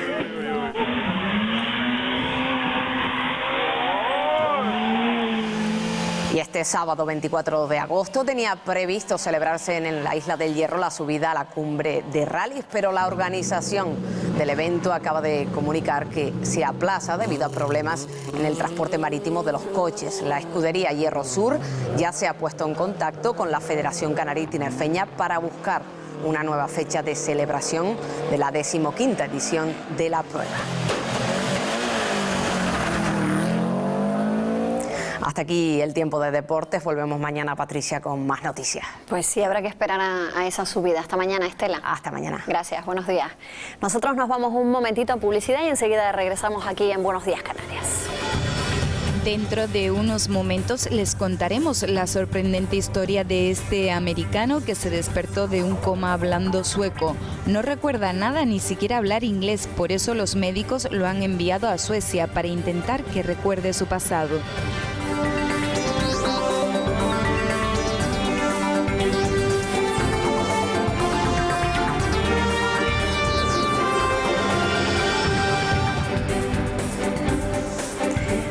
Y 52 de la mañana en Canarias. En España, las concentraciones de ozono superan los valores máximos permitidos en la Unión Europea y durante julio se han alcanzado niveles dañinos para la salud. Afortunadamente en Canarias los niveles no se acercan a los de la península gracias a los vientos alisios. En España se registran anualmente 2.000 fallecimientos prematuros producidos como consecuencia de la exposición a altos niveles de ozono. El calor y la intensidad del sol junto a la contaminación del tráfico disparan los niveles de ozono troposférico, es decir, el conocido como malo. España es el país de la Unión Europea que más días al año supera los límites de ozono. Y en Canarias, aunque se crean precursores de ozono en las capitales, los alisios se encargan de llevarlos al mar. al cabo de horas o días, cuando se forma el ozono troposférico, ya esa masa de aire contaminada no se encuentra en la isla, sino sobre el océano, ¿no? Lo cual hace que ni las personas ni las plantas estemos expuestos a ese contaminante. Según la normativa europea, la concentración de ozono debe estar por debajo de 180 microgramos por metro cúbico de aire. En Canarias no suele alcanzar los 100 y llega de manera peculiar. Generalmente se suele observar que viene ozono en los vientos alisios, que son debidos a las emisiones de contaminantes en la península, tanto en España como en Portugal. Y después tenemos otra vía de transporte de ozono que viene de Norteamérica, principalmente de Estados Unidos, y que suele llegar a Canarias por encima del mar de nubes y que medimos con frecuencia en el Observatorio Atmosférico de Izaña. Para reducir los niveles es aconsejable utilizar el transporte público y evitar poner combustible en las horas de mayor insolación. Además, las personas con problemas respiratorios deben evitar hacer ejercicios o cualquier esfuerzo físico al aire libre. Cuenta atrás para la fiesta de la Virgen del Pino en Gran Canaria. Ya se preparan las carretas y también las ofrendas que se llevan para rendir homenaje a la patrona de la isla. Una de ellas es la del Cabildo de Gran Canaria, que este año endulza más que nunca sus productos. Estefanía de Blasio nos lo cuenta. Buenos días, Canarias. Este año la carreta del Cabildo de Gran Canaria es más dulce que nunca para las fiestas del Pino. En la granja agrícola experimental del Cabildo de Gran Canaria están preparando ni más ni menos que 30 kilos de mermelada y 30 kilos de fruta en almíbar. Vamos a hablar con el consejero de Agricultura, Ganadería y Pesca, Francisco Santana, que lo tenemos aquí pelando fruta. Hola, buenos días. Buenos días, un poco participando de un hecho novedoso, porque va a ser la primera vez que se va a plantear llevar en una carreta pues fruta en almíbar y mermelada, que además son frutas que son de época, con lo cual podrán consumirse estos productos cuando no estén en la época, ¿no? Es importantísimo que si esto sale bien, pues esperemos que el próximo año potenciemos esta actividad que es importante para nosotros, cara a quienes luego puedan comercializar o aprovechar todo lo que aquí se va sacando como conclusión a la hora de tratar estos productos. Pero y además, Francisco, hay que señalar que toda esta fruta se ha producido aquí en la granja. Sí, es una fruta propia, con lo cual haremos una carreta este año mucho más dulce, más centrada en lo que es la agricultura y con una producción propia de la propia administración, valga la redundancia, ¿no? Pues muchísimas gracias, le vamos a dejar que siga pelando fruta, que tiene aquí trabajo para conseguir los 30 kilos de mermelada y 30 kilos de fruta en almíbar, y vamos a conocer ese proceso de elaboración justamente después de pelar la fruta, cómo conseguimos que se haga la fruta en almíbar. Para ello vamos a hablar con Armando Rodríguez, que él es técnico del Servicio de Extensión Agraria. Buenos días. Hola, buenos días, ¿qué tal? Bueno, cuéntanos, Armando, una vez que se ha pelado esa fruta, ¿qué es lo que hay que hacer? Lo que hacemos en este momento es introducirla en el bote y hacemos una solución con agua y azúcar. Por cada kilo de fruta pues tenemos 250 gramos de azúcar y 1 gramo de ácido cítrico o zumo de limón para poder conservarla. Lo que hacemos es vertir el agua. Armando, vamos a ver un momentito, vamos a coger primero la fruta, que la tenemos ya aquí en un bote preparado, y vamos a ver cómo se hace exactamente el proceso. Entonces, una vez que se ha pelado y ya tenemos el agua con el azúcar y el zumo de limón, ¿verdad? Sí, ya ha llegado a los 85 grados que tiene que tener, y lo que hacemos ya es vertir el agua dentro del propio bote. Sí, tiene que estar a 85 grados. Tiene que tener 85 grados como mínimo, ¿vale? Si es un poquito más, pues no nos pasa nada, y llegarla justamente hasta acá, dejar 2 o 3 centímetros para el tema del vapor. Y lo que hacemos es tapar el bote muy bien cerrado. Y lo que hacemos es hacerle un vaciado durante 3 minutos, se nos quede el bote así. Una vez que pasan los 3 minutos ya lo podemos volver a levantar, y lo que hacemos es hacerles una esterilización con agua caliente, pues ya que esto va a ir en una romería y va a darle sol y demás, pues que el producto quede lo más estanco posible y quede pues conservado, y las personas más necesitadas de esta isla, en el caso de Cáritas y San Juan de Dios, pues a lo largo del año pues puedan consumir esta fruta, ya que también el día de nuestra patrona van a tener fruta fresca, y esta la pueden consumir pues incluso más tarde, pues en Navidad, o mezclado con postres o otras comidas. Claro, y aquí estamos viendo la que acabas de hacer, pero aquí también vemos uno con tuno, que no es lo habitual, ¿verdad? No, esto es una experiencia que ya hicimos unas pruebas el año pasado, ya por eso nos atrevemos a hacerlo más grande, pues ya son tunos propios también producidos aquí, pelados y seleccionados, y pues también hacemos la misma solución con agua, y bueno, esto pues mezclado con bien me sabe, por ejemplo, es un excelente postre, y sobre todo fresco ahora para el verano. Pues muchísimas gracias, Armando. Pues desde luego todo un lujo lo que va a tener la carreta del Cabildo de Gran Canaria este año para la fiesta del pino, y como bien nos ha dicho Armando, hay que recordar que toda esa fruta, todos los productos que lleven las carretas van a ir a diferentes ONGs, a familias necesitadas también que no tienen alimentos, así que desde luego una iniciativa con un buen final. Bueno, un final solidario, gracias Estefanía, se nos ha hecho la boca agua con esas mermeladas y seguimos porque en Canarias estamos en pleno proceso de vendimia, una época que se extiende desde agosto hasta finales de octubre. Una actividad que además de suponer una oportunidad de trabajo para los jornaleros, es sobre todo una oportunidad para que amigos y familiares compartan una jornada festiva. Por mucho trabajo que conlleve, para los canarios ir a vendimiar es sinónimo de tenderete. El vecino le ayuda al otro, el otro le ayuda al otro, y así siempre ha habido reuniones entre mucha gente para a lo mejor un pedacito de finca, pero que al final es el tenderete. Y es que el día de la vendimia se convierte en una jornada festiva entre familiares y amigos. Desde que amanece hasta bien entrada la noche, además de recoger uvas, se aprovecha para hablar, comer e incluso cantar y bailar. También el trabajo en común se hace mucho más agradable y luego se transforma pues en una reunión, en una comida y una celebración. Con el paso de los años, la vendimia se ha ido profesionalizando y además de fiesta supone un alivio para aquellos jornaleros que se encuentran en paro y que durante varios meses tienen oportunidad de trabajo. Lógicamente el coste de la vendimia es un hándicap bastante alto, ¿no? Y se tiene que profesionalizar, se tiene que buscar cuadrillas de gente apta, que sepan lo que están haciendo y que sean rápidos. La cosecha de este año apenas acaba de comenzar y se prevé sea mejor que la pasada, alcanzando en el caso de Tenerife los 2 millones de kilos de uva. ¿Prohibiría fumar en paradas de guaguas y entradas de edificios? Es la pregunta que Carlos Centurión, nuestro compañero, ha lanzado hoy a través de las redes sociales. ¿Y qué nos han respondido? Bueno, pues como era de suponer, ha habido un debate muy abierto, muy encendido, y prácticamente está el 50% los que están a favor y los que están en contra de esa prohibición que está estudiando el gobierno de Asturias de prohibir fumar en marquesinas de paradas de guaguas y en las entradas y en las salidas de los edificios. Empezamos con los que están en contra. En Saray, por ejemplo, ella considera que es quitar libertad a las personas, y Merce, que no fuma, piensa que se limita mucho, que se está limitando demasiado a los fumadores. Si a ella le molesta el humo, pues lo que hace es cambiarse de sitio. José Merino tampoco lo ve justo, piensa que la calle es pública y que no se puede negar a nadie que fume. Iraya cree que es el colmo ya, que cada uno es libre de hacer lo que quiera, y Sani también se pregunta que dónde quedaron los derechos de los fumadores. A Miriam también le sorprende esta medida y se pregunta que qué pasa con el humo de los coches o de la industria.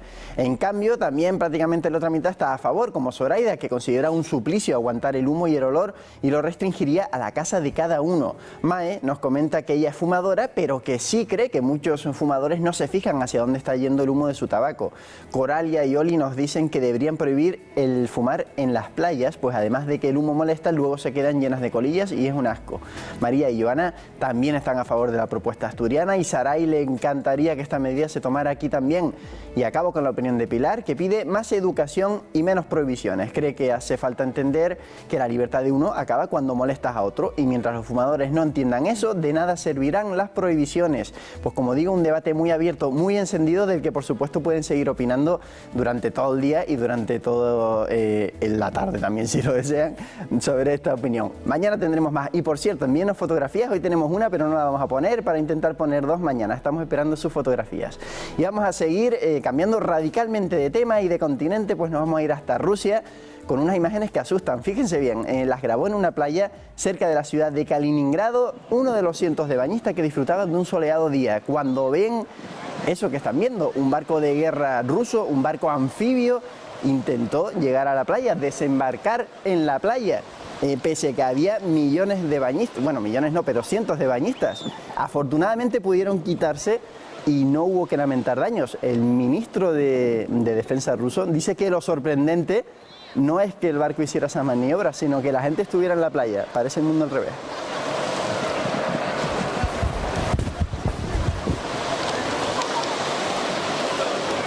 Bueno, pues impresionante, Patricia, lo que hay que ver. Está uno en la playa y se te echa un barco de guerra encima. Bueno, pues imagínate, ¿no? Te quedas de piedra, ¿no? Bueno, pues lo sorprendente es que le echen la culpa a los bañistas de que hacen en la playa. Vamos a ver otra cosa también muy sorprendente. Del mar nos vamos a ir al cielo para ver a dos valientes niñas de 9 años.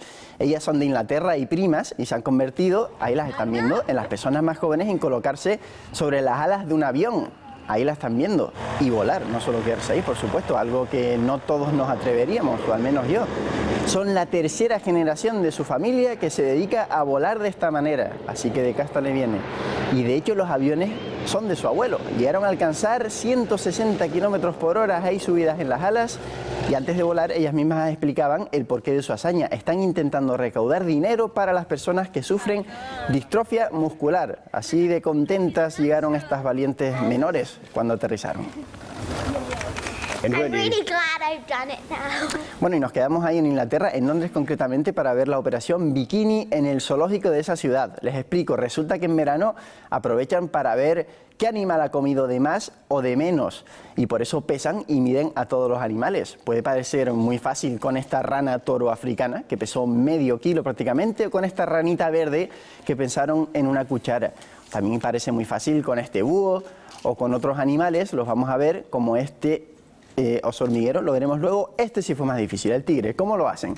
Bueno, pues ahí está, le mandan un poquito de carne cruda, se pone de pie y ahí está medido. Son casi 2 metros de tigre. Bueno, pues es la operación Bikini, como digo, del zoológico de Londres. Por cierto, ahí están viendo el oso, que pesó unos 7 kilitos aproximadamente. Por cierto, que los animales en cautividad suelen ser un pelín más pesados que los animales que están libres en la naturaleza y los vigilan para saber si tienen algún problema. Bueno, pobres animales, Carlos, que ya tienen que apuntarse también al sacrificio de la operación Bikini, ¿verdad? ¿No? Bueno, tienen que estar muy atentos porque son muchas las personas en el zoológico que no se debe, que les dan dinero y por eso los vigilan tanto. Claro, y les darán comida también a escondidas, ¿no? No deberían. Bueno, vamos a cambiar de historia. Les vamos a contar ahora una que es de película realmente. Se trata de un californiano de 61 años que se despertó de un coma hablando sueco. No era capaz de comunicarse en su lengua natal, el inglés. Los doctores le diagnosticaron amnesia. Ahora el protagonista trata de recordar todo lo que ha hecho durante su vida y sobre todo quiere saber por qué habla sueco. Así lo que ha hecho es trasladarse a ese país nórdico. Este es el protagonista, un americano de nacimiento que solo recuerda que al despertarse tras un accidente le decía a la enfermera que quién era ella y qué le estaba preguntando. Se lo decía, como oyen, en sueco. Tenía amnesia. Gracias a que el caso fue mediático, recibió mensajes diciendo que le conocían. Los médicos le han enviado a Suecia para que poco a poco vaya recuperando su memoria. Allí se han encontrado con una antigua novia que no veía desde el año 84. Resulta que Michael, un antiguo veterinario militar, vivió años en el país nórdico. Y allí fue feliz. Nos cuenta quién fue su pareja, tanto que aprendió perfectamente el sueco hasta el punto que fue esa lengua la que utilizó y no la suya materna tras recuperarse. Michael estará en Suecia un tiempo intentando recordar su pasado, mientras además también tiene que ir a clases de inglés para poco a poco recuperar también ese idioma. Pues ya lo han oído, impresionante, se olvidó de su lengua natal. Bueno, pero hay que aclarar que sabía sueco, lo hemos visto en el vídeo, porque bueno, esa es la duda que teníamos todos aquí, bueno, aclarada queda la duda. Si después del coma podías hablar otros idiomas. Aclarada queda la duda. No, así por ciencia infusa no te pasa. Bueno, una pregunta antes de irme, Patricia, ¿tienes tu móvil controlado?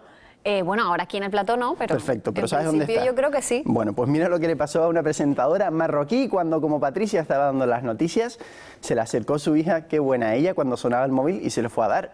Vamos a ver si lo vemos.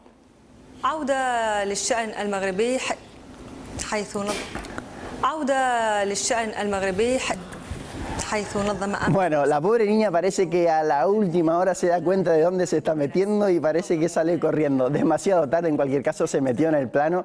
Bueno, una bonita anécdota que tampoco pasa nada, son cosas que pasan y muy profesional ella que siguió dando las noticias. Cosas que pasan. Bueno, Patricia. Una situación un poquito embarazosa, ¿no? Que van a traerte el móvil aquí al plató. Bueno, cosas que pasan, no pasa nada. Son un niño, se les perdona todo. Sí, se les perdona todo. Gracias, Carlos. Hasta mañana. Hasta mañana. Bueno, nosotros seguimos y si a los problemas económicos que últimamente hace que algunos se tengan que desprender de sus animales de compañía, le sumamos el crecimiento de abandono de mascotas en verano, conseguimos que algunos albergues se vean desbordados. Guasimara Acuña, la protectora donde tú te encuentras, ha superado también su capacidad máxima, ¿no? Pues sí, tienen 220 animales domésticos cuando, como norma general, tienen que tener 150, sobre todo para que estén cómodos. Mire, yo ahora mismo estoy con unos de estos cachorritos que están esperando una de esas adopciones, así que si ustedes están pensando en tener una mascota en casa, no pierdan la oportunidad. Fíjense qué cariñosos. He llegado hasta aquí y no hacen sino venir a saludarme. Bueno, este es tan solo uno de los 220 perros que podemos encontrar y animales domésticos que podemos encontrar en Vallecolino, en este albergue, pero claro, es una situación que ha desbordado completamente esta institución, sobre todo porque no están acostumbrados a un volumen tan grande, 220 animales domésticos, cuando como norma general son 150, al menos para que estén cómodos. Ana María del Olmo, buenos días, trabajadora de Vallecolino. Hola, buenos días. Esta situación para ustedes les ha desbordado totalmente. Sí, desde luego, sobre todo por la comodidad de los animales. Cuando hay tantos, pues ya se crean más peleas por territorio, en las jaulas, por el tema de la comida, del hacinamiento y tal. Entonces lo ideal, lo óptimo es tener unos 150, cosa que ya hemos superado bastante. ¿Pero esto a qué se debe? En muchas ocasiones sabemos que en estos meses de verano son algunos de los dueños que no pueden hacerse cargo, que se van de vacaciones y demás y vienen a los albergues a dejarlo. Pero a esta situación se suma otra más. Sí, la crisis también es una realidad que afecta ahora mismo a todos los españoles, gente que se ha quedado sin casa, se reagrupa con algún familiar, algún amigo que le da alojamiento hasta que consiga trabajo, pues a estas personas no les queda otra opción, o irse a vivir debajo de un puente con el perro o entregarlo en un albergue, es que otros remedios no les quedan. Muchas veces lo utilizan como una excusa, también es verdad que hay una falta de valores, pero en general la crisis ha afectado bastante a las personas y a los animales. Tanto es así que bueno, estamos viendo que ese volumen de animales que ustedes tienen aquí ha subido considerablemente. En estos meses de verano se sabe que son más los animales que entran que los que salen, pero aún así el nivel de adopción, ¿cómo está transcurriendo? A ver, generalmente las adopciones cada año aumentan, hay más conciencia, la gente en vez de comprar se conciencia en adoptar para salvarle la vida a un animal que esté aquí en un albergue o refugio, pero en general en verano bajan bastante las adopciones, pues por todo, porque la gente ahora está de vacaciones, no es un buen momento para adoptar, porque si se van de viaje o algo, pues tienen el problema añadido de qué hacer con la mascota. También para el periodo de adoptación es bueno que la persona esté en casa, no que esté viajando, y bueno, ahora en verano por eso bajan bastante las adopciones y también aumentan los abandonos. ¿Ustedes esperan que ahora en septiembre las adopciones aumenten? Desde luego, esperamos que cuando ya la gente esté estable y tenga más tiempo para dedicarle a los animales, pues vuelvan a aumentar un poquito más las adopciones por el bien de todos, claro. Además, ustedes tienen una página, lo importante que son a veces actualmente las redes sociales, es que ustedes tienen una página de Facebook y a través de esa página también se permite contactar con esas personas que quieren acceder o tener o adoptar a uno de estos animales. Sí, desde luego, las redes sociales ayudan muchísimo porque la foto del animal, si la persona la comparte, pues llega a muchísima gente que aunque en ese momento no esté pensando en tener un perro, por lo que sea lo ve y algo le dice la carita del perrito y dice, bueno, pues venga, es el momento, y se animan a venir y nos conoce muchísima más gente. Bueno, para terminar, Ana María, que pueden venir hasta aquí, hasta Vallecolino, pero si quieren conocer cuántos internet, ¿cómo sería el nombre de la página? La página web que tenemos es www.alberguevallecolino.com y en Facebook nos siguen como Albergue Comarcal Vallecolino. Muchísimas gracias. Pues ya saben, ustedes, si quieren tener un animal de compañía, un perrito como estamos viendo, uno de los animales que se encuentran en Vallecolino, tan solo tienen que acercarse hasta aquí, hasta Vallecolino, adoptar a uno de ellos o si no, entrar en su página web y también a través de las redes sociales. Guasimara, yo creo que viéndoles las caras, más de uno se va a animar en el día de hoy a acercarse hasta ahí, hasta Vallecolino, y adoptar a uno de esos animales que además muestran su cariño a cambio de nada, ¿no? Pues sí, fíjate, nosotros somos 3 y de los 3 que estamos aquí nos hemos enamorado al menos de uno mínimo, ¿eh? Bueno, pues una labor solidaria y además los animales lo van a agradecer. Gracias, Guasimara, buenos días. Buenos días. Bueno, pues ya lo han visto, muy fácil adoptar a uno de esos animales que están esperando a que los lleven a su casa. Y si les gusta el tango, quédense para ver nuestra última imagen de hoy. Nos llegan desde Buenos Aires, donde estos días se celebra el Campeonato Mundial de este baile declarado Patrimonio Mundial de la Humanidad. Por ahora, estos competidores que vemos tratan de clasificarse para la gran final, que será este domingo. Nos despedimos hasta mañana. Volveremos a las 8 menos 5 de la tarde. Son algunos de los bailes que se han visto hasta ahora en esa exhibición. Ya saben, a las 8 menos 5 de la mañana, para darles de nuevo los buenos días, Canarias.